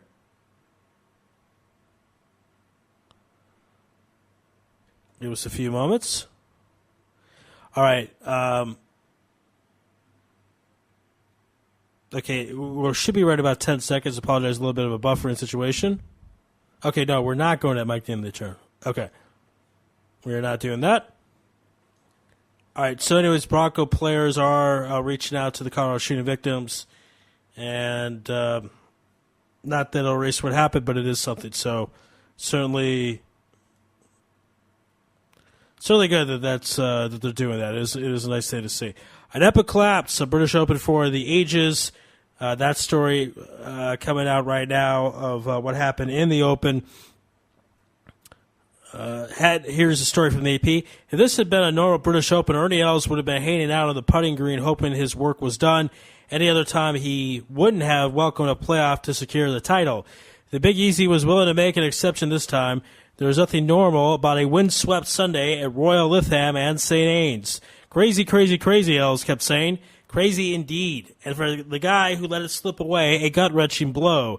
Adam Scott had the claret jug in his grasp with 4 holes to play. A player of enormous potential was poised to fulfill his promise at age 32. To collect the first major championship of his career after building a comfortable lead over 3 days of brilliant golf. Then a bogey, and another, and another. And finally, at the 18th hole, with a 7-foot putt to at least force a playoff, he missed again. Scott's knees buckled. Golf's oldest championship had been snatched away, handed to Els with one of the great collapses in golfing history. Quote, you're not really hoping the guy is going to make a mistake, but you're hoping you don't have to go to a playoff, said Els, who was playing 2 groups ahead of Scott. This one was different because I feel for Adam. I really didn't mind going to a playoff. He probably didn't feel that. But I was at best hoping for a playoff on the putting green. When it was done, Scott had to make a painful walk back to the 18th green to collect the prize that goes to the runner-up. On the table was the silver chalice that should have been his. He gave it to Els on a silver platter. The winner hardly sounded like one. In fact, Els was downright apologetic about the way it happened. Sorry, he said, looking toward a glassy-eyed Scott. You're a great player, a great friend of mine. I feel very fortunate. You're going to win many of these. Scott certainly has plenty of years to capture a major. He's just coming into what should be the prime of his career. But no one really knows how he'll bounce back from such a bitter disappointment. He has joined the infamous list of epic meltdowns. His name now etched alongside the likes of John Van de Velde and Ed Steen and, yes, Greg Norman, his Aussie countryman and childhood hero. I played so beautifully all week, Scott said. I shouldn't let this get me down. But how could he not? Scott can only hope he doesn't turn out to be another Van de Velde or Sneed, players who had their one shot at glory and never came close again. Els tried to be encouraging. Quote, I've told him, I've been there many times and you just got to bounce back quickly. Don't let this thing linger. said Els, who added a second Open title to a pair of U.S. Open crowns. I feel for him. But thankfully, he's young enough. He's 32 years old. He's got the next 10 years that he can win more than I've won. I've won 4 now. I think he can win more than that, assuming he can get over this. Scott, who went into the final round with a 4-stroke lead after 3 straight rounds of the 60s, got off to a wobbly start with 2 bogeys on the first 3 holes, but the breeze of the Irish Sea, non-existent through the first 3 rounds, blew everyone else away, everyone but Els, that is. A guy who hadn't won in more than 2 years, a guy whose best golf seemed behind him. Tiger Woods made a triple bogey at the 6th, forced to take one swing while sitting on the grass next to a bunker. In one wayward hole, he lost any chance of rallying to win a 15th major title and end a more than 4-year drought since his last big win. Graham McDowell duck-hooked his ball into the trees along the 11th fairway, the sort of shot that a weekend duffer might hit, not the 2010 U.S. Open champion. 36-hole leader Brand Sneeder also lost a ball, gobbled up by the quick rough. Els was the only one who mounted a charge, closing with a 2-under 68. But let's face it, that shouldn't have been enough. This wasn't so much a matter of one player winning as it was the other player losing. I know I've let a really great chance slip through my fingers, Scott conceded, but somehow I'll look back and take the positives from it. I don't think I've ever played this well in a major championship, so that's a good thing for me moving forward. All the stuff I'm doing is going in the right direction. Scott appeared to wrap it up with a birdie in the 14th hole, restoring the 4-stroke lead he had at the start of the day. Even when a shot into one of the 206 bunkers at Royal Lytham led to a bogey at the 15th, he still seemed in good shape. But when he missed a 3-footer on the 16th, there were some ominous groans from the gallery. And when Els, a couple of holes ahead, rolled in a 15-footer for birdie at the tough finishing hole, Scott couldn't miss the cheers from across the course. The lead was down to a single shot. Yes, I heard it, Scott said. I didn't even have to look at the leaderboard to realize the situation. He responded with a clutch tee shot at the 17th, right in the middle of the fairway, but the next swing is the one he'll carry with him for a while. A 6-iron from 178 yards landed short of the green in a waist-high grass. He failed to convert the up and down. Just like that, the lead was gone. Quote, looking back on it, it all comes down to the shot into 17 for me, Scott said. That's the one I'm most disappointed with. At that point, I'm still well in control of the tournament. Then he knocked his tee shot at 18 into another bunker, the ball winding up next to one of the towering sod walls, leaving him with no other choice except to punch it out into the fairway. He showed plenty of guts by getting his iron shot so close, but the log putter that had worked so well all week let him down again. The ball never had a chance, rolling past the left edge of the cup. It's hard to watch a guy do that, said McDowell, who also played in the final group. Scott finished with a 5 over 75, leaving him 1 stroke behind Els' winning total of 7 under 273. In a sense, this was eerily reminiscent of Norman, who won 2 British Opens, but is best known for all the majors that got away. None more so than the 1996 Masters, when he squatted a 6-shot lead by shooting 78 in the final round. Greg was my hero when I was a kid, and I thought he was a great role model. How he handled himself in victory and defeat, Scott said. He set a good example for us. It's tough. I can't justify anything I've done out there. I didn't finish the tournament well today, but next time, and I'm sure there will be a next time, I can do a better job of it. For now, the pain is too deep to just put it aside and get on with the rest of his career. Scott doesn't know how long it will take to go away. He only hopes it will.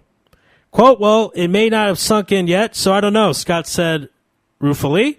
Hopefully I can let it go really quick and get on with what I plan to do next week and get ready for my next tournament. We'll see. I don't know. I've never really been in this position, so I'll have to wait and see how I feel when I wake up tomorrow. We'll take a break. More news on the other side. It's Louis Live on IsraelSportsRadio.com. You're tuned in to the only all-sports talk network in the Middle East, IsraelSportsRadio.com. This is Tamar Cass, and you're listening to Israel Sports Radio. Shalom from the United States. I'm Gina Pitts. Parrish Graham. Mike Pitts. Roosevelt Hall. Mike Roy. We're your friends from the Pro Sports Lives radio show on WAFS Biz 1190 AM. You're listening to Louis Live. Broadcasting live from Israel. IsraelSportsRadio.com.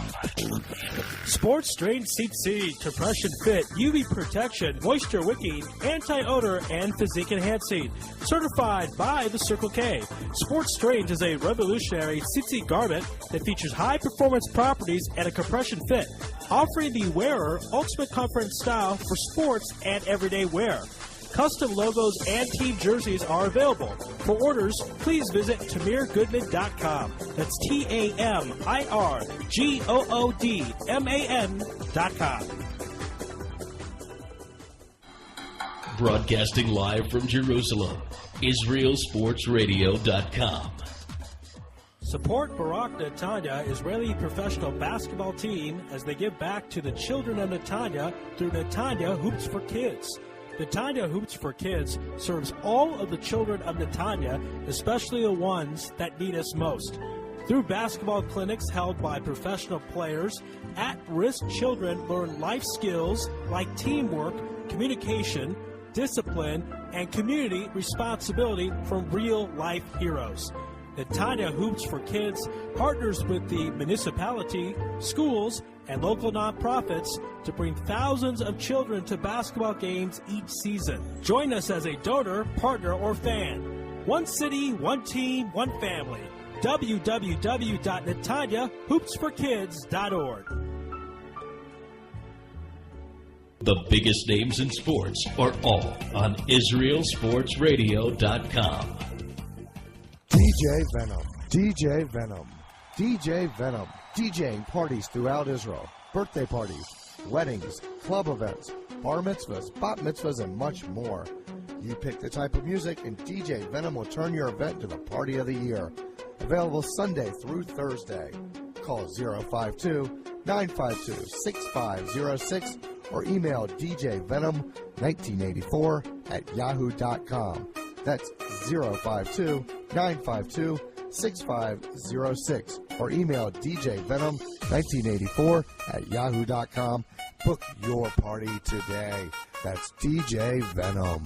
This is Demetrius Salita, and you're listening to IsraelSportsRadio.com. Building love of Israel, one sports fan at a time. IsraelSportsRadio.com. Back here on Louis Live in the final half hour of the show today. And let's talk about the Dream Team, or the current version, if you will, 2012, with Kobe Bryant, LeBron James, Kevin Durant, and company. Earlier in the month, Kobe Bryant said this team could beat the 92 Dream Team. Well, they didn't look that impressive in their game against Argentina yesterday. It was an exhibition, but not a dominant fashion. Ended up winning the game. And we'll get to that story. Just wanted to... Okay, they don't have the score right now. Let's read the story. Here we go.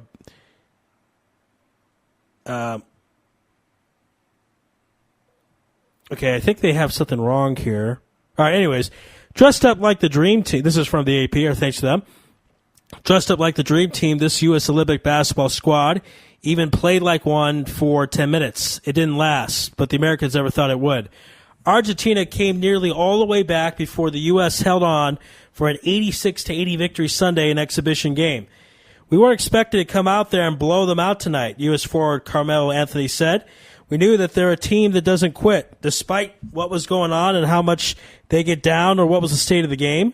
We expected a game like this coming into it.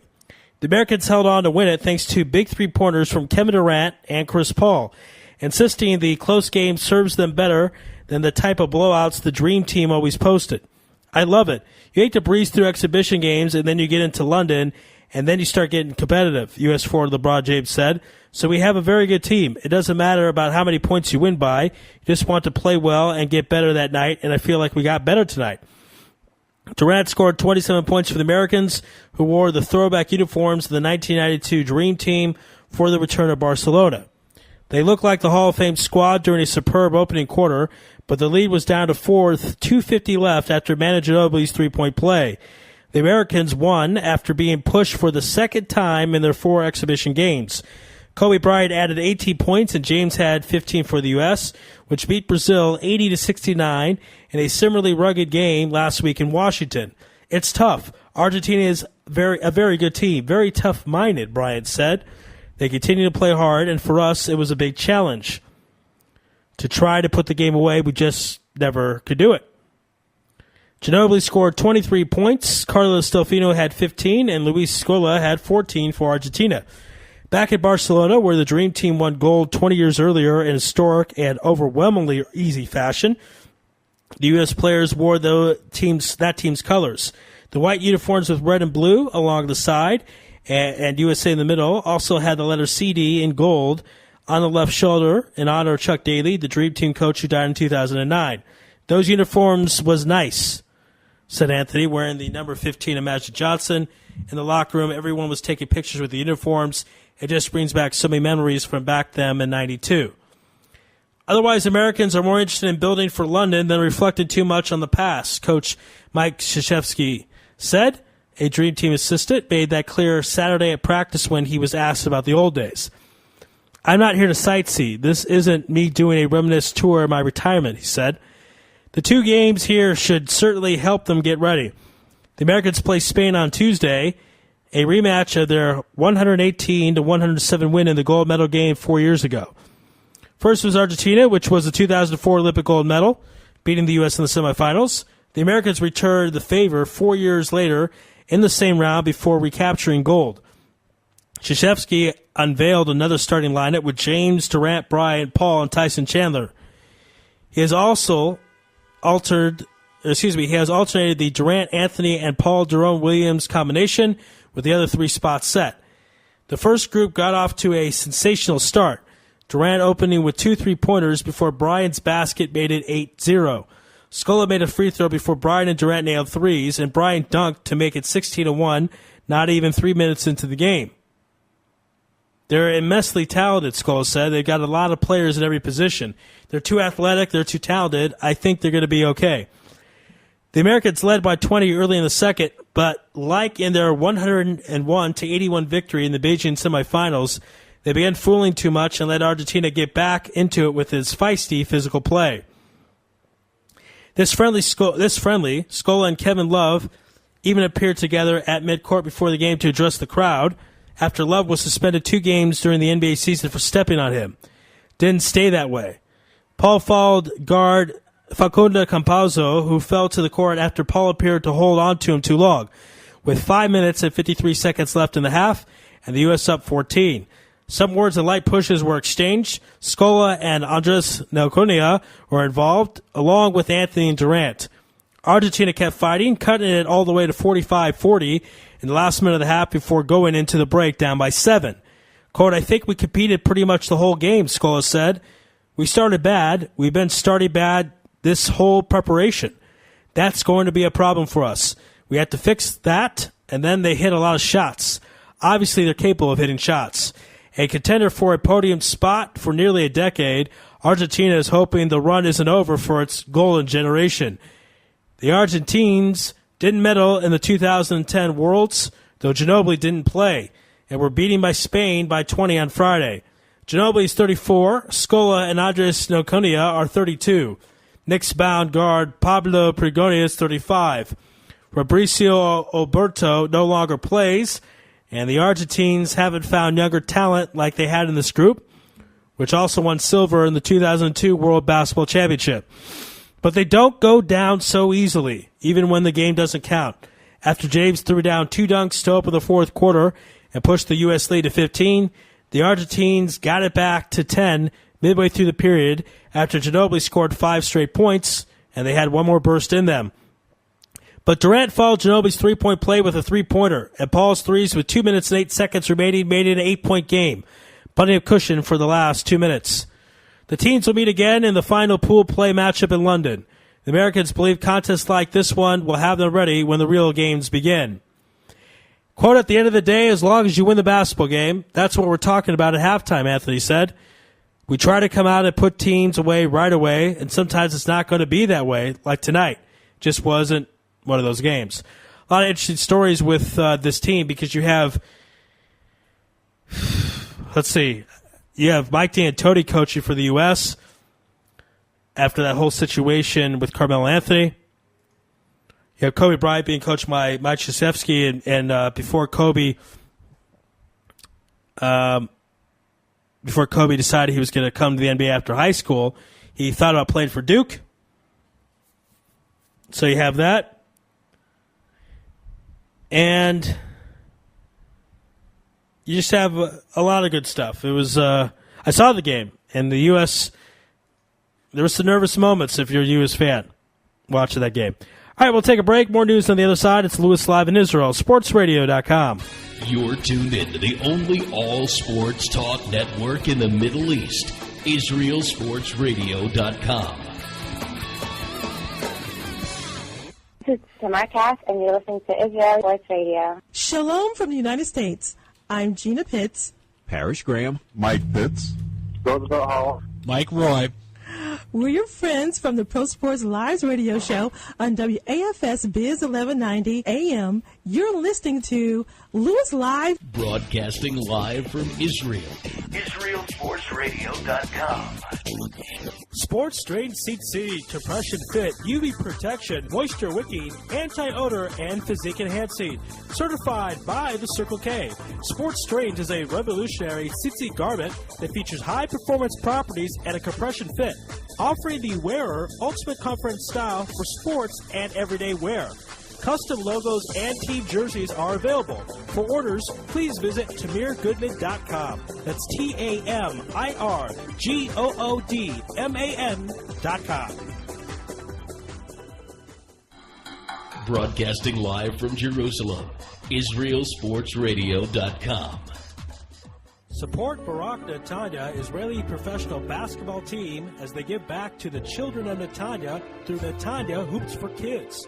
Netanya Hoops for Kids serves all of the children of Netanya, especially the ones that need us most. Through basketball clinics held by professional players, at-risk children learn life skills like teamwork, communication, discipline, and community responsibility from real-life heroes. Netanya Hoops for Kids partners with the municipality, schools, and local nonprofits to bring thousands of children to basketball games each season. Join us as a donor, partner, or fan. One city, one team, one family. www.netanyahoopsforkids.org. The biggest names in sports are all on IsraelSportsRadio.com. DJ Venom. DJ Venom. DJing parties throughout Israel. Birthday parties, weddings, club events, bar mitzvahs, bat mitzvahs, and much more. You pick it up, DJ Venom will turn your event into the party of the year. Available Sunday, 052-952-6506 or email djvenom1984@yahoo.com. That's 052-952-6506 or email djvenom1984@yahoo.com. Book your party today. That's DJ Venom. This is Dimitri Salita, and you're listening to IsraelSportsRadio.com. Building love of Israel, one sports fan at a time. IsraelSportsRadio.com. You're tuned in to the only all-sports talk network in the Middle East, IsraelSportsRadio.com. This is Tamar Cass, and you're listening to Israel Sports Radio. Shalom from the United States. I'm Gina Pitts. Parrish Graham. Mike Pitts. Roosevelt Hall. Mike Roy. We're your friends from the Pro Sports Lives radio show on WAFS Biz 1190 AM. You're listening to Louis Live. Broadcasting live from Israel. IsraelSportsRadio.com. Sports Strain CC, compression fit, UV protection, moisture wicking, anti-odor, and physique enhancing. Certified by the Circle K. Sports Strain is a revolutionary CC garment that features high-performance properties and a compression fit, offering the wearer ultimate comfort and style for sports and everyday wear. Custom logos and team jerseys are available. For orders, please visit TamirGoodman.com. That's TamirGoodman.com. Broadcasting live from Jerusalem, IsraelSportsRadio.com. Support Barak Netanya, Israeli professional basketball team, as they give back to the children of Netanya through Netanya Hoops for Kids. Netanya Hoops for Kids serves all of the children of Netanya, especially the ones that need us most. Through basketball clinics held by professional players, at-risk children learn life skills like teamwork, communication, discipline, and community responsibility from real-life heroes. Netanya Hoops for Kids partners with the municipality, schools, and local nonprofits to bring thousands of children to basketball games each season. Join us as a donor, partner, or fan. One city, one team, one family. www.netanyahoopsforkids.org. The biggest names in sports are all on IsraelSportsRadio.com. DJ Venom, DJ Venom, DJ Venom, DJing parties throughout Israel, birthday parties, weddings, club events, bar mitzvahs, bat mitzvahs, and much more. You pick the type of music, and DJ Venom will turn your event to the party of the year. Available Sunday through Thursday. Call 052-952-6506 or email djvenom1984@yahoo.com. That's 052-952-6506 or email djvenom1984@yahoo.com. Book your party today. That's DJ Venom.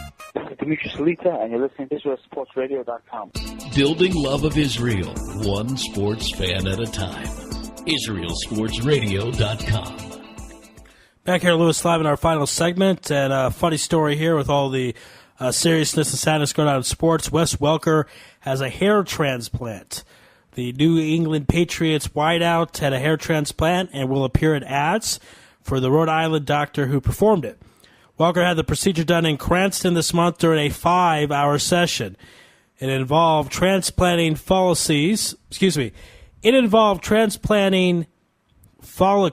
to the parts of Welker's scalp where his hair had begun thinning. The office of Dr. Robert Leonard, who performed the procedure, says Welker should start to see new hair growth in about 4 months. In the meantime, Leonard says Welker can resume normal activities, including playing football and wearing a helmet. Welker will appear in radio, TV, and print ads with Leonard starting in the fall to talk about what the procedure was like and to raise awareness about hair loss. It involved transplanting follicles to the parts of Welker's scalp where his hair had begun thinning. So there you go on that. Interesting with Welker caring about his hair. Okay, Wessie. I still say that he had he played Super Bowl 42, or excuse me, he had the Patriots won Super Bowl 42, he would have been the MVP. I just think there's no doubt about that whatsoever. Okay, sorry about that being hacked. Give us a moment. Okay.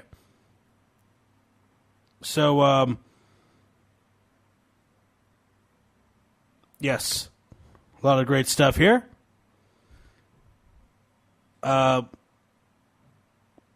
Santo, of course, the Cubs, Ron Santo inducted in the Hall of Fame along with Barry Larkin.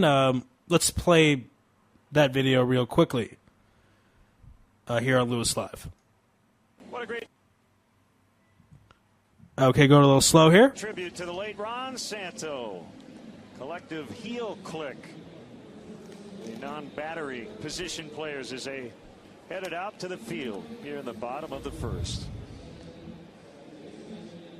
Very nice. Oh, that's pretty cool. All right. Good stuff there. Let's have a barbecue today. We'll play this commercial. Take a listen to the video. Try the new Carolina barbecue chicken sandwich and the Texas barbecue chicken sandwich. Perfect with sweet potato fries. Part of our new summer barbecue menu, Burger King, where taste is king. I couldn't get a big.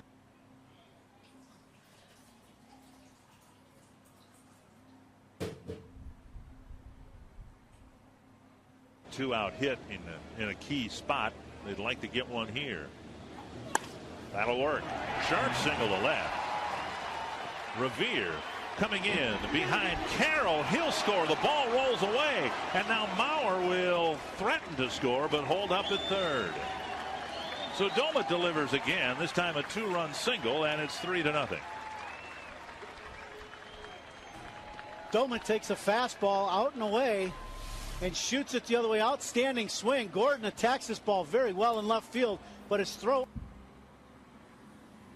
Okay, video stopped there for a few moments. We're okay. Up the line, here we go. And hits Ben Revere, and because of that, everybody gets to move up a base.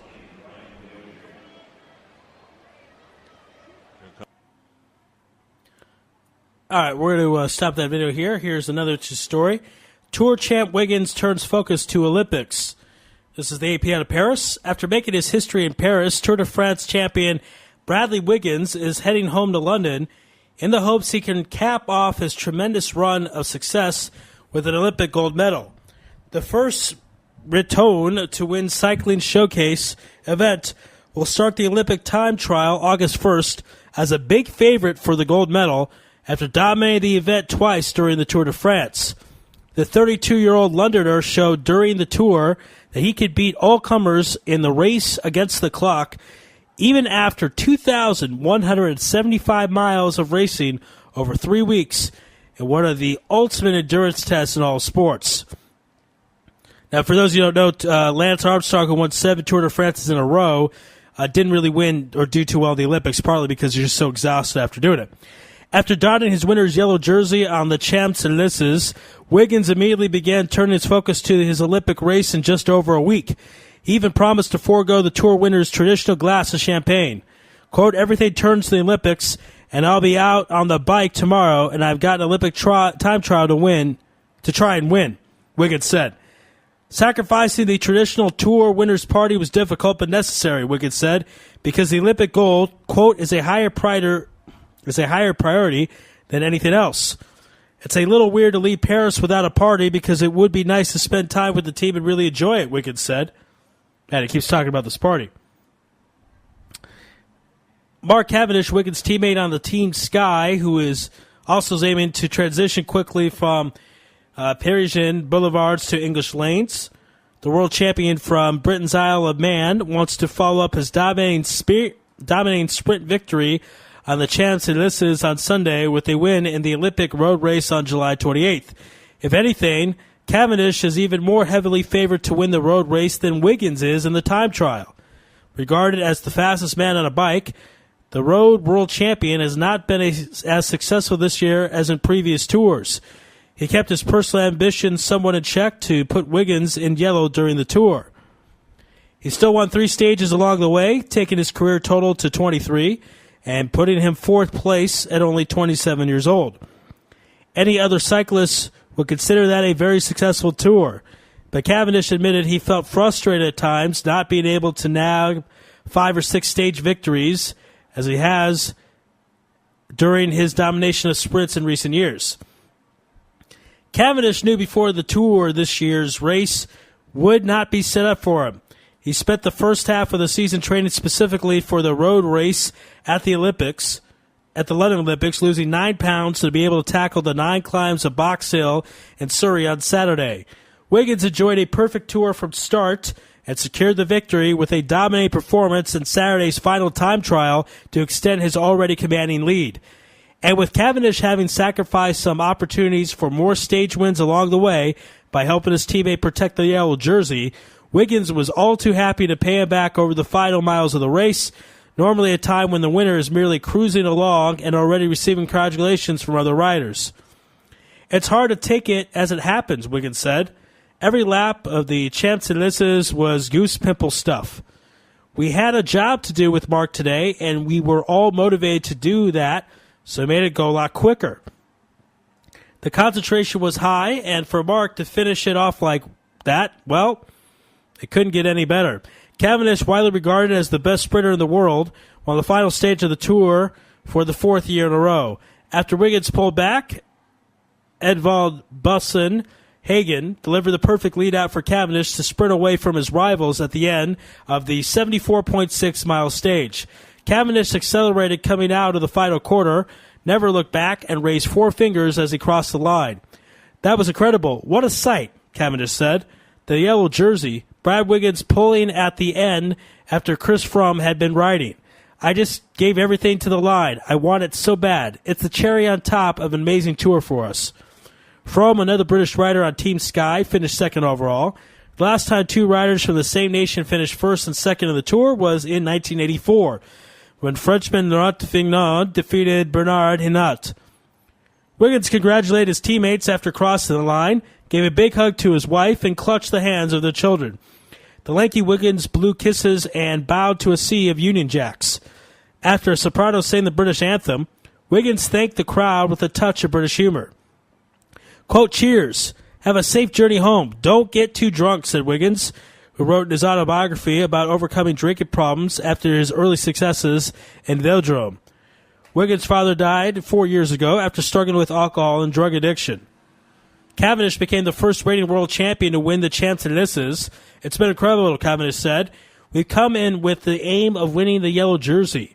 We go first and second on GC. We won 6 stages as a team. It's a very successful tour for Team Sky. Maybe there would have been more opportunities for sprints, but we won 6 stages. We've raised the profile of British cycling, and it's been an incredible thing to be a part of." The 7-stage wins was a record haul for British riders on the tour, beating the previous record of 6-stage wins, all by Cavendish in 2009. This time the victories were divided up between Cavendish, 3, Wiggins, who won 2, David Millar, who won 1, and Froome, who won 1 as well. All 4 with Ian Stannard will compete in Saturday's road race on the opening day of the Olympics with the aim of propelling Cavendish to another triumph. Quote, "We won 7 stages in total. That's one of the 3 stages won by a British rider," Cavendish said. "The guys in the Olympic team have one more job to do, but it's been an incredible few weeks for us." Now, I want to play some Lance Armstrong videos because it's hard to think of the Tour de France as an American and not think about Lance. And let's play this video about Lance Armstrong. There's accusations he doped. So take a listen. Lance Armstrong is in trouble again. This time, the U.S. Anti-Doping Agency has filed formal charges that Armstrong used performance-enhancing substances, banned substances, during his entire career. Not only that, but that he participated in blood doping, that he participated in the administration of such banned substances to other riders, and of course that he participated in a conspiracy to cover it all up. If he is guilty of all the other charges of using these substances in blood doping, then of course he participated in a conspiracy to cover up. That extra charge is kind of obvious at that point, and it's just like another extra little twist of the knife. Okay, nevertheless, let's get into a little bit of background here. Lance Armstrong, of course, is one of the most recognizable athletes on the planet. He won the Tour de France 7 times in a row from 1999 to 2005, a feat that no other rider has ever approached. He's been in TV commercials. He's ridden his bicycle with the president. He launched a charity for cancer victims and survivors and fighters, and it's a great charity. He himself is a cancer survivor. So he's not only one of the most recognizable athletes on the planet, but one of the most recognized celebrities overall on the planet. And these allegations of blood doping and the use of performance-enhancing substances have dogged him throughout his entire career. But to be fair to Armstrong, the entire sport of cycling is constantly under the cloud of widespread use of banned substances, performance-enhancing substances. So it's really not just Armstrong. It's the entire sport. Now let me attempt a defense of Lance Armstrong. Officially, he has never failed the drug test, and these cyclists are subject to drug tests all the time during their careers, constantly. They interrupt your personal life. They come in and they take a urine sample while you're sitting down to dinner with your family. Now the U.S. Anti-Doping Agency says that, in fact, he did fail some of these, but the results were manipulated or covered up. Furthermore, during the U.S. federal investigation that was recently dropped, 2 of Armstrong's teammates testified against him. That's why the authorities thought they had a good case. Floyd Landis and Tyler Hamilton. Floyd Landis is a very sketchy character at this point. So there is some credibility issue there. And I saw the 60 Minutes interview with Tyler Hamilton, and that was really weird. He did not seem to have the confidence in the body language of somebody who was coming with strong, truthful allegations. So although this cloud of the use of banned substances affects every cyclist and hangs over the entire sport, I do believe, maybe it's naive, that there is a chance that Armstrong, in fact, is innocent of these charges and that he didn't use these substances. Also in this indictment, they're accusing a variety of team doctors and even Johan Brunel, who's the team director who guided Armstrong to all of those Tour de France victories. Bringing Johan Brunel down for U.S. sports fans is the equivalent of bringing Phil Jackson down and invalidating or reversing all 11 NBA championships that he won with the Bulls and Lakers combined in the past 20 years. That's how big Johan Brunel is in the sport of cycling. So these are pretty hefty charges against a top athlete and a monumental team director in the sport. Okay, I'm going to play a quick commercial, then I have some very important words to say. All right, take a break. Last segment, Louis Live after this. You're tuned in to the only all-sports talk network in the Middle East, IsraelSportsRadio.com. This is Tamar Cass, and you're listening to Israel Sports Radio. Shalom from the United States. I'm Gina Pitts. Parrish Graham. Mike Pitts. Mike Roy. We're your friends from the Pro Sports Lives radio show on WAFS Biz 1190 AM. You're listening to Louis Live. Broadcasting live from Israel. IsraelSportsRadio.com. Sports Drain Seat Seat, Compression Fit, UV Protection, Moisture Wicking, Anti-Odor, and Physique Enhancing. Certified by the Circle K. Sports Drains is a revolutionary seat garment that features high-performance properties and a compression fit, offering the wearer ultimate comfort and style for sports and everyday wear. Custom logos and team jerseys are available. For orders, please visit TamirGoodman.com. That's TamirGoodman.com. Broadcasting live from Jerusalem, IsraelSportsRadio.com. Support Barak Netanya, Israeli professional basketball team, as they give back to the children of Netanya through Netanya Hoops for Kids. Netanya Hoops for Kids serves all of the children of Netanya, especially the ones that need us most. Through basketball clinics held by professional players, at-risk children learn life skills like teamwork, communication, discipline, and community responsibility from real-life heroes. Netanya Hoops for Kids partners with the municipality, schools, and local nonprofits to bring thousands of children to basketball games each season. Join us as a donor, partner, or fan. One city, one team, one family. www.netanyahoopsforkids.org. The biggest names in sports are all on IsraelSportsRadio.com. DJ Venom, DJ Venom, DJ Venom, DJing parties throughout Israel, birthday parties, weddings, club events, bar mitzvahs, bat mitzvahs, and much more. You pick the type of music, and DJ Venom will turn your event into the party of the year. Available Sunday through Thursday. Call 052-952-6506 or email djvenom1984@yahoo.com. That's 052-952-6506 or email djvenom1984@yahoo.com. Book your party today. That's DJ Venom. This is Dimitri Salita, and you're listening to IsraelSportsRadio.com. Building love of Israel, one sports fan at a time. IsraelSportsRadio.com. All right, this last part shows something very serious. To all of you listening out there, please pray for Ayala Pamela Batlea. She's a wife of a very, very good friend of mine, and Lance Hartzell used to have, she has cancer in different parts of her brain, I think lungs as well. And, it's kind of I don't know what to say exactly. I don't know how to describe all the words, but for those, she needs our prayers, but this is possible for to work, that she could be healed. And you look at Lance Armstrong. Lance Armstrong had cancer, got all the way to his brain, to his lungs, abdomen, and he was given a 40% chance to survive, but he survived.